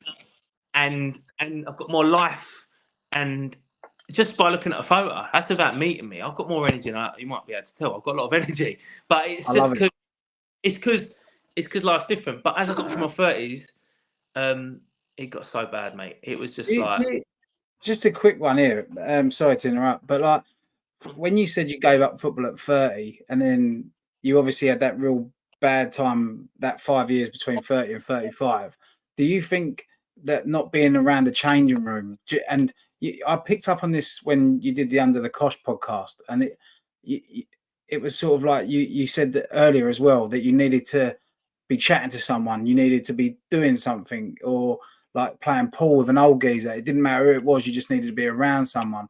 Is it because for me, that's, I've had my problems, but it's not my story. But it's sort of sometimes you're wanting to project onto someone, or to tell them your problems, but not in a direct way.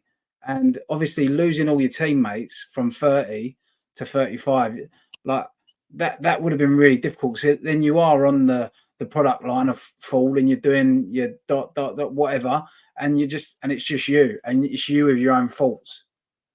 I think football, without knowing it, was an outlet. So my first love was football. From birth and going through thingy was football. My first love was football, yeah. Without, like, my first addiction was football. Like, I could not get enough of it. And I know everyone does the same. But when I was embarking for a bit, then I was in East Ham a lot. And the council estate we lived on, the fucking whole estate would have a green in the middle, 2 trees either end, and have stinging nettles running down either side. And from the age of 6 or 7, I'll be out on that fucking estate playing football with every age group come down, blokes, women, kids, adults. It don't matter. If you go near stinging nettles, you're getting barged in them. But the whole estate would come down and you play football. Yeah. And every time you go in, my mum would shout at dinner, I'd run in, smash it down, get back out and play football. Yeah. And that was it. And obviously we played cage football where I was from, and then it was on the street, and then into football, and that was my first love. So when that was, I didn't think about it at the time, but when that was taken away, or I walked away from it, there's no outlet. And obviously I've got my kids and my missus, and we've done loads of lovely stuff, and my missus has been with me for years, and we've done loads of lovely stuff. But I still say it today, and I love being around groups of blokes. When I went to my mates, we don't see each other as much, because we're all old fuckers now. We got together last week and we had a golf field. There were 4 of us, 4 of us. We had a great time. We just talking, just having a laugh and stuff. And what you touched on there, right? You think that not being able to share stuff with them people, this might sound derogatory to women here, but in the bloke's change room and back when I was in, just being honest, it'd be like, oh, she's getting my fucking nerves, or this is happening indoors, or that happened the other day, and this, that, and the other. It was like, oh, get out. We'll go out and play football. I mean, we'll go out and then we'll go out after. We can just go and forget about it and drink. But what I found is that weren't really the issue. I believe I've had this issue since I was 14, 15. This goes back a long fucking way.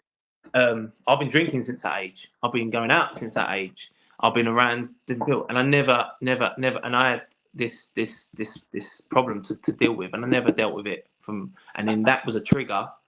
By the time I was 30, that's the plan. Another trigger to go, you're filling your space now with more mental stuff. You're not now filling it with football. That little bit you filled with football is now gone.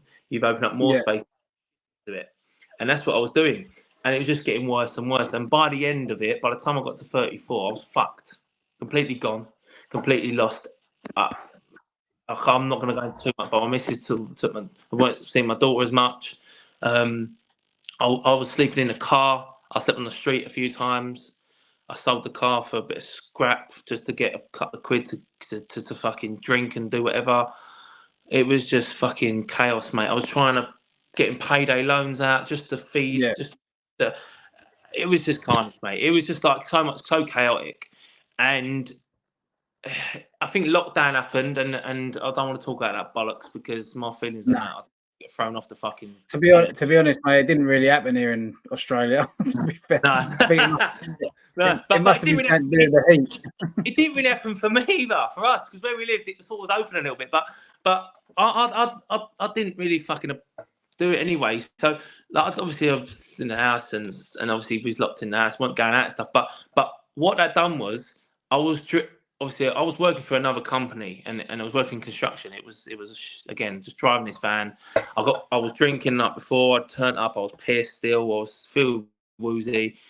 The guy realised that, and he fronted me, and I got the ump over it. And it got to the stage where I nicked the work van and tried to run him over and drove out of there. So it was getting so bad. And I'm laughing because you're laughing. It's not a funny thing to do. Kids don't. No, I know. Yeah, but the reason I bring this up is because this is a pivotal moment in regards to this happened, and then the police turn up. They took the van away. Didn't press charges because he just wanted the van back, and it happened. So I thought, right, okay. I obviously lost that job, but I was getting furlough money up until then, whatever. I'm getting paid and stuff. So I was just using it. But when that happened, I now didn't even have to think, because construction was the only thing that was open in England at the time. Yeah. And when that stopped, then I didn't even have to do that. So I was drinking. I didn't have to. I wasn't really worried about it anyway, to be honest with you, which was crazy. But I ended up just using them days to drink every day. It was really hot as well. We was having barbecues, and then I was being on and I'd disappear and go on my own a little while. But basically, it was just getting. I was drinking and using a lot more, almost every day, and I was fucked, mate. I was in such a bad way mentally. I was gone. I didn't know if it was day or night. Everything was muddled up, and it got to a stage where my missus sort of kept my daughter away from me. Not physical, just because it's just mentally fucking draining. Like, what are you gonna do? What are you gonna say? Were you still together at that time, or it was a distance relationship. So, yeah. But then I was seeing my daughter a little bit, and then basically everything that now means so much to me had been ripped away. Yeah, in regards to I'm not with them daily. It's not a fam. It's not. I fucked this up basically, and all because but in a way that I couldn't. I didn't mean to. I just lost my way completely. This addiction got hold of me, and it chewed me out, spat me out. Yeah, and basically, I got to 34. My mates were concerned badly by this point. I'd got to the point where I was threatening suicide. So this is where it got really bad, and I remember I spoke about this before. So I wrote a suicide note out to my missus and suicide note out to my daughter. I'm considering my daughter was 3 or 4 years old at the time. It's crazy, and I wrote these out, and I was so I can just remember writing them and just sitting down, and I was just surrounded by madness. And I remember, and the mad thing is, still I had photos of me playing football next to me. And I had these drinks and these notes and this night, and I was just I wanted to die, mate. I was so just, what's the point anymore? Everything's gone. Everything that meant anything to me had gone now. What I deep down really loved, but I couldn't. This illness that took over me, and that's basically what happened. And it got to that point, and when that happened, it was an intervention as such. I'd harmed myself a little bit, but not to the extent that I wanted. Well, at the time wanted to, but I truly, and I don't say this kind of loosely, because I've had people along my path, my journey, who've come into recovery at the same time as me, who I've worked with in regards to sponsorship and stuff, who have committed suicide. So I don't take this lightly, but I wanted to die at that point.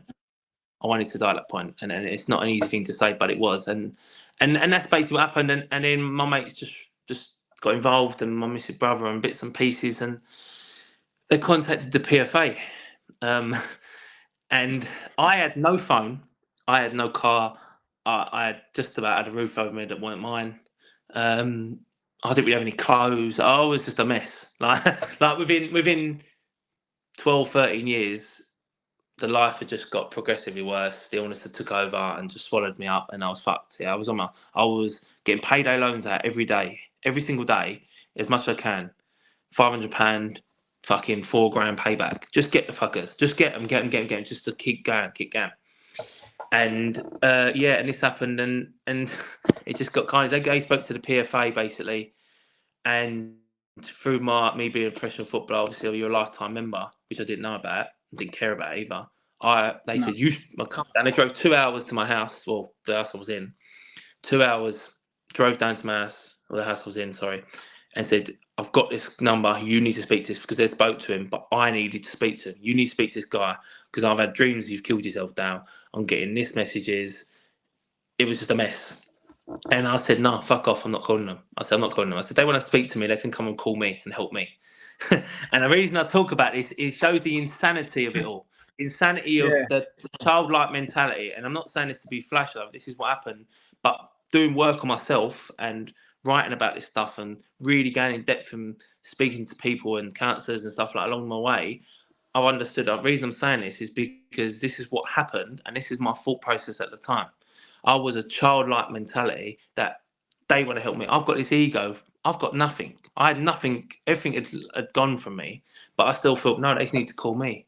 Who the fuck was I? But I couldn't work that out.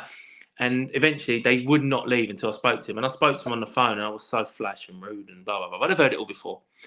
So that's how it started. And from then, the journey of recovery as such went into the clinic and stuff, which I can talk about if you want. I'll have a breathe in a second. Yeah, definitely, and that's where it started. So obviously you went into Tony Adams' clinic. Is that correct? Yeah. That's right. Yeah, Sporting Chance. Yeah. Obviously, many people have gone through it, but it's not just footballers, is it? You've got all different sports stars there, or people who have been in sports. Is that correct? Yeah, take the star off, mate. I'm not a star. No, no. I was talking about Tony Adams, not you, Daz. Well, this is the thing. I said there was football stars in there. Yeah, I mean, I couldn't believe it. But the fact thing is, when I was really ill, and I still have to work it. But when I was really in the midst of it, one of the things that dragged me there was, fucking hell, Tony Adams runs there. I'll get to meet him. Because that's what I thought. It's like a little school trip for a little while. And that is mad. He's got you all out in the back garden doing his fucking warm up. You know, when he's doing all these ones. Yeah. I would have done it. But yeah, you went there and it's all different fields. So the Jockeys Association fund jockeys going in there. Obviously the rugby, the PFA, boxers have been in there. It's been highlighted. Ricky, it's been. I can speak about it because it's out there. Ricky has been in there. Gaza, Paul Merson, jockeys, all these other people, and it was just I was in there with 3 other lads, and one from football background, one from rugby, and one who was a jockey, and I mean the drive down there was just insane. My mates, like the person I am now compared to then, they were on edge. It's a fucking 3-hour drive as well. It's not around the corner. They drove. My missus couldn't deal with this. She didn't want to, and I did. But they drove me from there to 3 hours. They stayed in the house over the family home overnight to stay with me because in case I ran away or done something stupid. And they dropped me in the car, drove me there, and they just were on edge the whole time. Like, just get him there, kick him out, and drive off. It was one of them. And I just got there, and even turning up, it was like it's a cottage, and it's a lovely scenery, and you've got Champneys Hotel. It works alongside fitness as well as the counsellors. And it's like an unbelievable place, mate. The program's unbelievable. You do workshops, you go to meetings, you do all these therapies, you do all loads of stuff. It's helped thousands of people. But I got there and my mates were like, just get out of the car. Like, without saying it, got to get him out of the car. Got to get out of the car, and I'll turn up and I had a bag.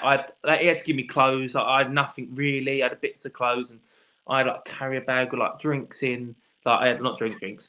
Lucas Aid and Coca-Cola and Harry. And I'm up, and the guy counsellor went, well, he's run with fitness and health, and he turned up and he said, sorry, he said, my name's Barry, I'm the lead, blah, blah, blah, counsellor. You can't come in with them. And I was like, what the fuck do you mean I can't come in? This is my attitude at the time. I would never speak to anyone like this now. What do you mean you can't come in here? He said, right, you can't come in with them. So I turned around, I walked back to the car, and my mates were already on the way out. But I was like, mate, they won't let me take my sweeties in. And I kept using the word sweeties, and I talk about this a lot because I was such a childlike mentality. Where I was at. And when they took my sweeties in, I was really crying over it, and they just went like, fuck off, drove off. I think I had to give the sweets. But they take your you walk in, and I met the first person in there, and I just got pissed off with him. We had a little mini argument, and I just got shoved in a little room, and I just was like, what the fuck's happened here? Like, what has happened? And it's a 26-day or 4-week treatment place. We have your phones twice a week for an hour at a time, and you do workshops, you do meetings, you speak to some of the best counsellors in the country, and you deal with this illness, and you find out things that you didn't know before. And mate, what a journey, because I was so resistant to go in there, and the things I done, by the time I had to leave, I didn't want to leave. It was the complete flip. I was like, if you can have... You felt safe. Sorry? You probably felt safe. You felt a way that you haven't felt in a long time. about that. And it's funny because the first week was so hard in regard to like you're working out what's going on. You try and play the game a little bit. You think, oh, I can do this, but then you start hearing things that, oh, fucking, I'll relate to that, or that makes sense, or that, and then you start feeling a bit different. I could taste things. I could hear things. I was writing. I mean, I don't know if if everyone's done it, who's listening. If you ever write down how much of a prick you was on paper and then read it back, trust me, that works, because that's what I had to do. We had to write scenarios of things that happened and things people I'd hurt and why I'd done it and what happened. Until you write that down and process with it, and they come back to you with stuff, everything. It's like, whoa, I thought that was normal. Well, apparently, it's not normal to disappear for 5 days. I go out in Romford and end up in fucking. That's not normal, apparently. And do this and do that and all these mad stuff. And it was just constantly working on yourself.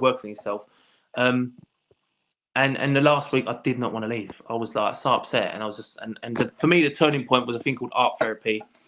And you had to pick. They asked you to pick 4 or 5 songs that meant something to you, and who they meant something to. So I read like Frank Sinatra, "My Way" with my nan, because my nan was a big influence in my life and stuff like that.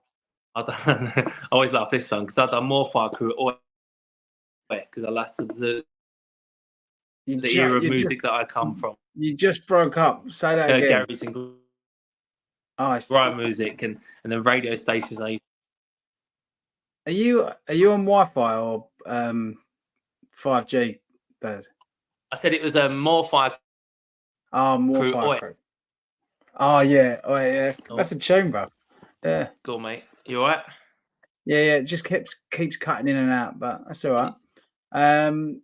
It's funny because when you say about when you did all the writing things down, I bet every time you.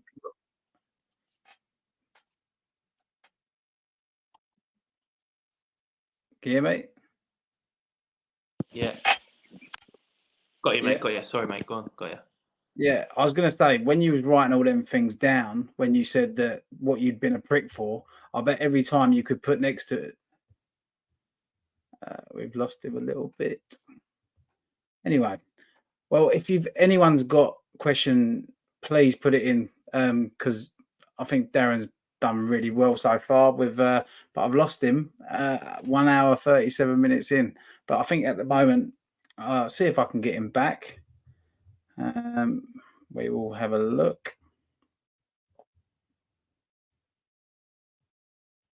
There he is. Here we go. Is that any better? That's better. Perfect, mate. Apologies for that. I thought you just fucked off and left me. You flow then. Nothing I like more than my own voice, so I wouldn't do that.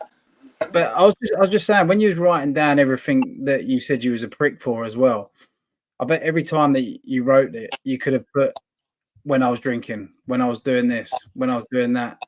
It was always, Every single scenario was that.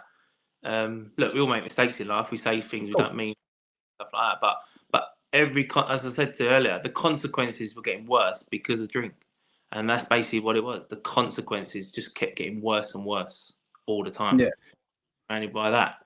But I was saying about the songs. The last thing that got me, what really, really brought me in, was one of the songs I put, "My Girl," The Temptations, and it was about my daughter. When she was born, we played that song, and I was just like, and then I hadn't cried for years, mate, like genuine years, and I couldn't. I was in such a bad way, and I think it was just a realization of everything that happened. Like, she doesn't know no different. You've got yourself. You're in a place where they're trying to help you because I was resistant to it. They're trying to help you. You've got people to care for and people that love you for whatever. You've got to do it for you, but you've got to do it for them as well. But ultimately, you've got to do it for yourself, because if you don't get better, you ain't no good to no one. No. And that's ultimately what happened. And that triggered me, mate. And that was a big moment for my personal. I feel it might be different. My personal recovery and journey. That was a massive moment, and I speak about this a lot at meetings and stuff. So, yeah, it was that. And you're still doing the meetings and stuff now? Yeah, I'm 4 years. It's funny because I was 4 years sober last couple of weeks ago. So it's 4 years, mate. Congrats, mate. Cheers, mate. It's just unbelievable. I still can't believe it. I mean, I can because I've done the work. I come out of the clinic and it was fucking mental. I didn't want to leave. I had to jump on. They say 90 meetings in 90 days. I think I've done about 160, 70. So I really wanted it to work. Yeah. And threw myself into it. I got a sponsor and then went through the steps. And I know people might not like, some people don't like talking about that stuff, and that's fine because you don't have to do that to be sober. But for me, that's what I've done and it worked. And it has changed slightly now, but living healthier, eating better. I'm now doing, obviously, I've got my own football business stuff, so that helps. My brain's always ticking and working, but ultimately, it always goes back to that. I need to keep working. I do my daily routine. I have structure in place. Structure was the biggest thing, mate. I lost what day and night was. I didn't know who it was going on, and it gave me structure. And I wake up every morning, still to today. I have a little reading. I always get a reading sent to me. I read one every single day. I mean, I don't read. I'm not a reader. Let me make that clear now. Okay. And I'm a lot more spiritual and not preaching it on people. I've got to believe in a higher power and that's it. I don't jump on it with people. I'm not religious at all. I don't think I ever will be, but I believe that if you hand over things, and sometimes I can't do it. Like, I want to make it clear to everyone, it's hard. Like, anyone struggling or anything like this, I talk about this a lot. I fuck up still today. I make mistakes today. I say the wrong things today. I have arguments still today, but I'm a better person. I try and make them mistakes or things I say, try and rectify them quick as possible, and realise when you're wrong, drop the ego and get on with it. And that's sort of what I've had to do, and that's it, yeah. But it's been, it's mad. Mate, it's a really important message for anyone that's watching or who's going to watch this. Because as I said at the beginning of this little chat, everyone's gone through certain things, some people more than others, and that was your story. And I think to come out the other side from how low you was, and forget that, is how high you was at a certain point, to then go that low, to come back around the other side. As you said earlier, you've gone the other way around. Like, you should be really proud of that, and I'm sure every West Ham fan wishes you nothing but success in what we're going to talk about now. So obviously, now you're teaching the young ones, mate. So what's the go? What you doing? Right. So for me, oh yes, mate. If you don't know, I wore my J Kicks top. So I've started my own football. So I come out of the clinic, and so it's 4 years ago. But and then I've become a firefighter for 3 years. So it's an on-call firefighter. So I wanted to become I applied whilst I was pissed up, and I don't remember applying. So when I come out of the clinic, I give my missus number because I didn't have a phone. This is how fucked up it was. And I applied to be an on-call firefighter local to my area, 5 minutes from my house. And when I come out, the training started. So I ended up training to be a firefighter. I didn't know I'd applied. So 2 weeks later, I'm doing it. I had no work by this point. I had nothing. I had no work, no money, no nothing. So I've done this.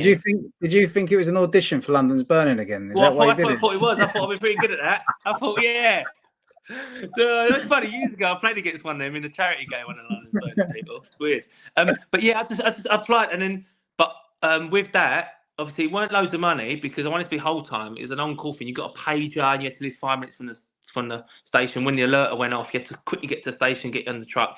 But I'd done all the training. I passed out.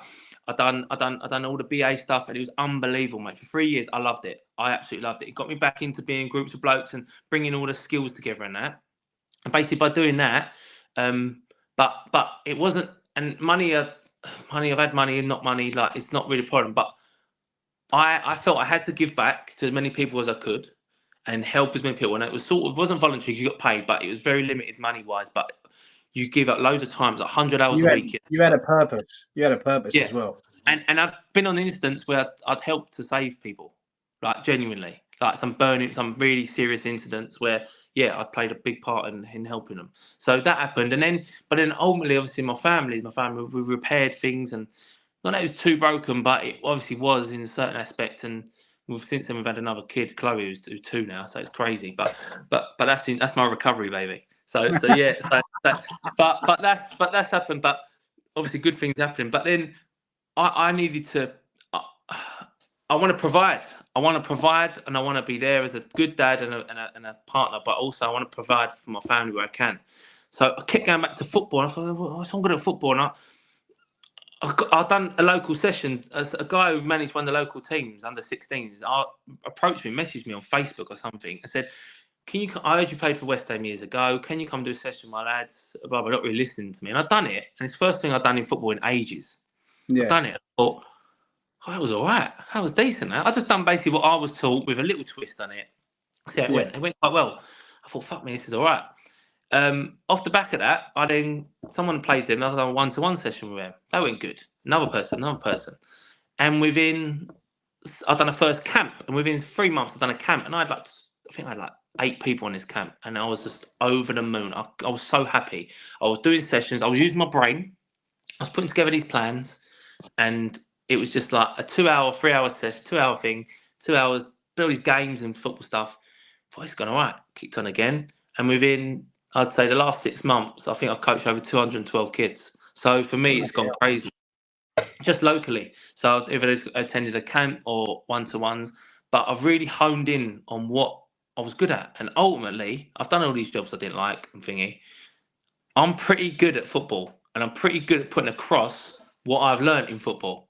Yeah, I've never been that's a really big skill to have, because you've seen all the good players over the years who have become managers and that's never worked out from. Do you know what I mean? No, that's right. And that's basically what happened. And just being able to relate to these kids, and not just kids now, I'm talking 17, 18, some of them are young pros, or some are not going to get pro contracts, and some are playing for decent teams, but I can guide them a little bit. When I was 8, when I got released, there's a lad in particular, when I got released from West Ham, he's a bit younger than me, but he come out of pro football and he had to go into non-league, and he was just like, I'm not going to play at that level. And I had a chat with him and I spoke to him and I was like, this is probably going to work. I managed to help him get back and play again. He's loving football again. He wants to go again, but it's being able to relate to him. But where I am, it's just gone crazy. Jay Kicks. I named it after Jessica, Jay Kicks, and it's just, I love it. I do look, I'm shit at technology here, but as you can tell by my phone, but I've had to use Instagram the last year, and I'm doing videos and fucking posters and stuff. But I love the whole process of putting a session together, speaking to these kids, seeing their progress, and the main thing for me when they're young is build their confidence. It's all about confidence and seeing them progress and build confidence. Whether they're going to be footballers or not is irrelevant when they're that age. For me, it's build their confidence, let them get a little bit better, and we'll see what happens. And it's just gone crazy. Jay Kicks, at J_Kicks3 on Instagram, Jay Kicks on Facebook. It's all that stuff. But it's just like, I absolutely love it, mate. Honestly, I'm at it 20 hours a day because you work for yourself, you've got to work hard. But I love it. It's something that I'm passionate about, and local to where I am, it's helped a lot of kids. So I think hopefully it can continue and grow. But for me, all right, look, I earn some money out of it, but I'm not a millionaire of it, but I'm earning some money out of it. But I love doing a session, seeing a kid, see it work, smile on their face. And I'm talking 7, 8 years, I'm talking 15, 16, 17-year-olds as well. And again, hold on, this works. Because as I'm doing it, I'm thinking, I remember I'd done that. I remember when King was on to me about put you on your left, touch it at your feet there, drag it, don't drag your shot, keep your hips straight. And I'm like, fuck, I'm going to use that. And it sounds really a little bit, but I've got to get my ego involved a little bit, okay, mate? I didn't expect it, mate. I didn't expect I'm a pretty locally. There's not many coaches that have been through the system, and that's just honestly and truthful. And being able to relay from the coaches that I've been coached by is amazing, mate. Honestly, you just remember little bits, and how can I change that to relate to now? And I do that, and it's just great, mate. I'm passionate about it. I love it. And honestly, if you haven't, go and check his Instagram and his Facebook page out, because his graphics are fucking really good. You see some of the drills that he does as well, and it's spot on. And you can see that you're enjoying it as well, mate. And the kids look like they have fun, which is the main thing. Would you want to take that to a different level and maybe work within a club, or like go a bit higher with what you're doing? Funny, because again, Kevin Keane again. So I see him an under-21 game against Maidstone, I think it was, on Maidenhead, I can't remember. I see him 3 weeks ago, and he told me Yeah, I see. I went back there to sorry, just briefly. I went back to the club a little while ago, Academy Illumini. So we went back, and I've got my name signed on the wall now and stuff. And they've brought all these old academy players back, and we do these nights and stuff. Brilliant. And when I went back there, he said to me, "You done your badges?" I said, "No, I'm doing the badges. Fuck the badges." I said, "No." I said, "I don't believe in it. The process is wrong. It's a money making scheme, which I still believe is true. That I've seen some of the sessions people do. I don't believe it's right." And he said, right. And he broke it down to me, and he basically said, if I got a job into a club and this happened at some point, or someone had a club and they thought, oh, I need an under 16 manager. He's doing the coaching, he's doing well, offered to it. You ain't got your badges, you can't do it. And I was like, oh. So I was being very, resistant again. You're resisting again. You're resisting, and also just yeah, I'm putting a block on myself. So yeah. So to answer your question, mate, I will be doing them. Okay, I will be doing the session badges, and look, I'm open to it. But my main focus is this, because this whole area, I just want to make obviously J Kicks bigger and bigger, but also I want to keep it real and honest and do the sessions here and just keep passing on the knowledge. If that never happens, it doesn't matter to me. This is what I'm doing means more. And sometimes when you're going through recovery as well, you can't take on too much. No, because no. you and that If you take on too much, then you can't you don't mend your brain don't mend as quick because you're putting too much. Yeah. Sorry, mate, you're right. They're saying the first year you shouldn't change your job, your relationship, or your work, or your job and relationship. Sorry, don't make big change or your location, basically. So don't make big changes because of that reason. It can really affect what's happening. But being honest, that definitely is true for some people. For me, I've done quite a lot in the first year. Yeah, I mean, fucking being a firefighter. I mean, my first job, I'll go back to it sorry quickly, was about a month after I passed. I'm on a truck and there's a thatch roof fire going on, and I'm on top of this fucking house putting water in it. I'm thinking 3 months before this, I was in rehab. Like, what's going on? And I got home and I was bawling my eyes out when I got home, because I got home and I was showered after. I was out for about 6, 7, 8 hours. Yeah, got back and I was just like, fuck, like, what has just happened here? And what could have been? Yeah, and it's just mad. It's like, but I used to say I wanted to. My thing was, if I had an argument with someone, I say, and this is quite horrible, I'd say stuff like, "Shut up, I'll burn your house down." But now I went into the fire service, I was putting fires out. So my sponsor used to say to me, "You're now putting out fires instead of starting them." Not that I did ever start one, but that was a saying. I would say it every now. I said it once. That's just as bad as saying your mum. Exactly that. I was just fucking stupid, but that was it. I was just, but again, the reason I could do them things, they were quite big things, but I threw myself into recovery. I got a sponsor and the meetings. I speak to people, the right type of people. One thing I would say to people, it's brilliant to speak to people. The first step is speak to someone. Yeah. The second step is to speak to the right person. Speak to the right person. It's great to speak to someone, and there's loads of outlets out there. There is so many good stuff out there. Obviously, I believe I was truly fortunate to get into Sporting Chance, but there's so many outlets out there. But then once you speak to someone, you speak to the right person, because one counsellor or one therapist or one person might not be that right person for the next person, you know. And but there's so much out there. There's more than people think, mate. So definitely, mate, like that. Mate, what a fucking story that was. But I want to end it on what's your thoughts on West Ham now? And like, is there any ill towards, or are you happy with the club, or even the way the team's going at the moment? What do you think of West Ham as a whole right now? Right now, obviously, it's completely. It needed a change for me, like massively. I was so frustrated last year with what was going on. Me personally, I just couldn't. I mean, the fact it was the youth. For me, it was the youth players getting held back even a little bit. Not so much. There's a few like Orford and Earthy and Caelan Casey were not even thought about and stuff like that. So I was like, I've got to make a change. This geezer's he's done unbelievable for the club. Like, I don't want people saying, fuck talking about like. But it was the right time, and I think it happened at the right time. But yeah, I think I'm still on the fence in regards to, you've got to integrate these players. But for me, like he played that team, he started Antonio, he started this player, and then he started them again. I thought, well, fucking hold on, what's going on here? We're going to make some changes. We're going to change it. Now I know he changed it the other day against Man City and stuff, but I will see once we're playing against someone who's around us.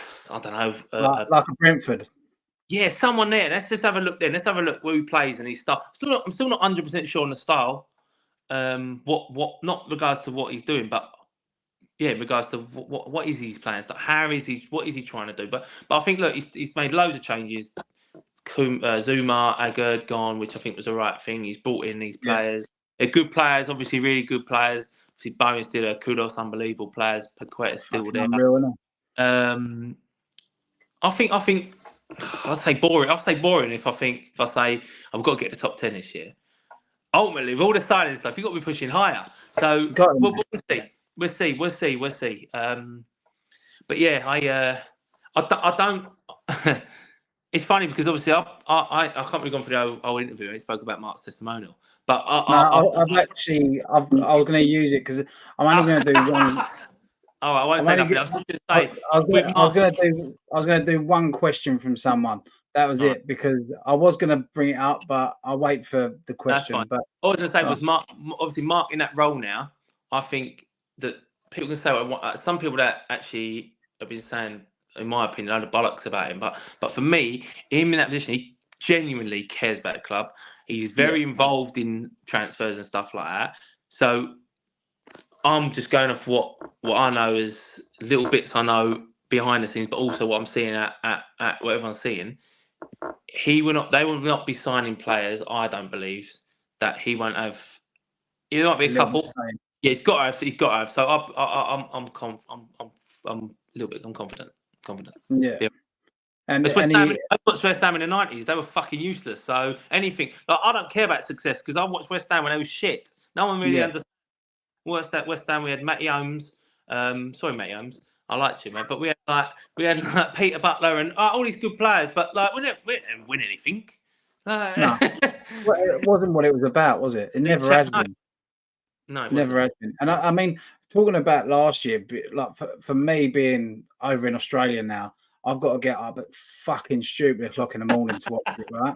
So when you're waking up, and we started the channel obviously last year, when you're waking up at fucking 1 a.m. in the morning, and you're watching copy and paste from David Moyes every fucking week, my missus used to say to me, "Why did you bother? Why did you get up again?" Every Sunday morning, it was terrible. But obviously, as you say, like we wouldn't have had this thing up here. We would never have had that night, and I'll always give him a lot of respect. But it just got boring in the end. It just got boring in the end. Yeah, I think that's right. I think it's spot on, mate. But yes, right, because we've come up to 2 hours, and I know you've got to go and do some coaching. I do apologize. I can talk. Sorry, mate. No, it's all right. It's only 3 in the morning over here. Anyway, no, I'm joking. Kent Hammers, what was it like playing in those testimonial, Darren? I was there as a fan, and it was a special day. Yeah, well, exactly what it was. It was an unbelievably special day. But I won't go too deep into it, but it's just I parked where my nan lived. I'd walk round to the ground. I hadn't been to the club for years. I wasn't even involved until about a week before the game started.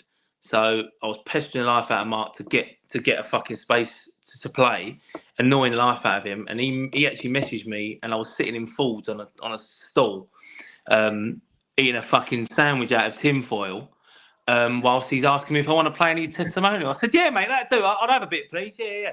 But again, I wasn't really involved. I wasn't watching loads of West Ham, but ultimately I'm a fan. And being asked to go back, it was the players that were involved. Obviously, Di Canio, Julian Dix, Trevor Brooking was there, Billy Bonds was there. It was just so many top players. Seeing Mark get what I believe he deserved at Upton Park, the ground was going. They were moving that season. It was fucking packed. 35,000, I think it's 36, but I think they had 35,000 in there, 36 or whatever. But it was just incredible, mate. It was just, I couldn't believe. I just treated it like it was my testimonial, which is pretty bad, really. But then after I had a few moments a few weeks later where I struggled with it, to be honest with you, but I won't go into that bit. But we're talk about happy stuff, obviously that, and just so I've got half an hour on a pitch. Dean Ashton plays, scored that over. There's moments in that game. Fans will talk about Adrian, Adrian done that little run, which, by the way, I don't think no one spoke about it. Craig Bellamy at half time was fucking raging about that. He was so angry. I didn't play with Craig, but apparently he's a really angry player. And he was so angry that Adrian was allowed to run through and score and no one tackled him. Which I thought was hilarious. I was like, turn it in, fellas. But yeah, and then obviously I got... Who are you?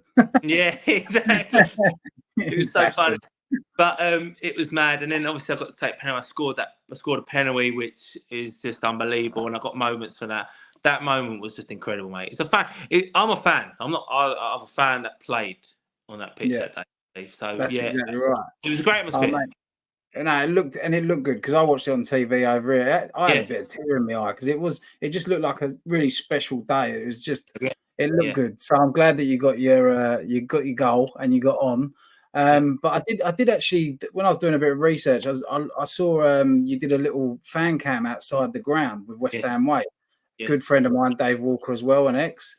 But you look completely different, mate. And like to see you in that video to what you are now, I think you've come fucking lengths and bounds on what you was, and just be fucking proud of that, mate. And I'm sure all of us and whoever's watching this is proud of you as well. And you just got to keep doing what you're doing. As you say, addiction is never going to go away. It's always going to be in the back of your mind. It's how you deal with it, and I think you're dealing with it really well. So, but yeah, that was a fucking brilliant conversation, mate. I'm well chuffed with it. But thank you. 2 hours we did. So I'm happy about that. But we'll have to get you back on because we'll have to talk a bit more about football and West Ham. And obviously this was all about international break being absolute shit and boring. So I was like, what can we do? I saw you under the Kosh one, and I thought, what a perfect way to do it and talk about something that's more important than football for a little bit. Yeah, mate, lovely, definitely. No, thanks for asking me on. As I said, I really appreciate it. And yeah, as I said, mate, you said addiction's at the back of my mind. It's always at the front because it's always there. Just deal with it. Different tools to deal with stuff nowadays, and it can be done, mate, because I've done it and I'm still doing it. So yeah, it's thanks, mate. And I love the chat. Really good to finally. Mate. It's not me. Not me. Although I was expecting a flight over there and do a fucking live show, but I'll take this, mate. It'll be all right. I'll take this. Mate, whenever you're in Australia, you're always welcome here, mate. But one last thing I've got to ask you. Did you ever find your shin pads when Alan Pardew asked you to find? Oh, fucking look at him as well. I don't know where they are. I'd love to have them. I remember there were Puma King ones as well. I remember them. Anyway, thanks everyone in the chat. If you haven't liked and subscribed to the channel already, please do, and share this around because obviously I think it was a really good chat, flowed well, and Darren's a top man. So everyone go and check out his J Kicks as well because we need to get it the top coaching football in North Essex, is it? North Essex. We'll go with North Essex to start. We'll go with that to start, mate. Yeah. Then we'll take over Australia after. Anyway, cheers, Daz. Nice one, mate. Thank you, everyone. Cheers.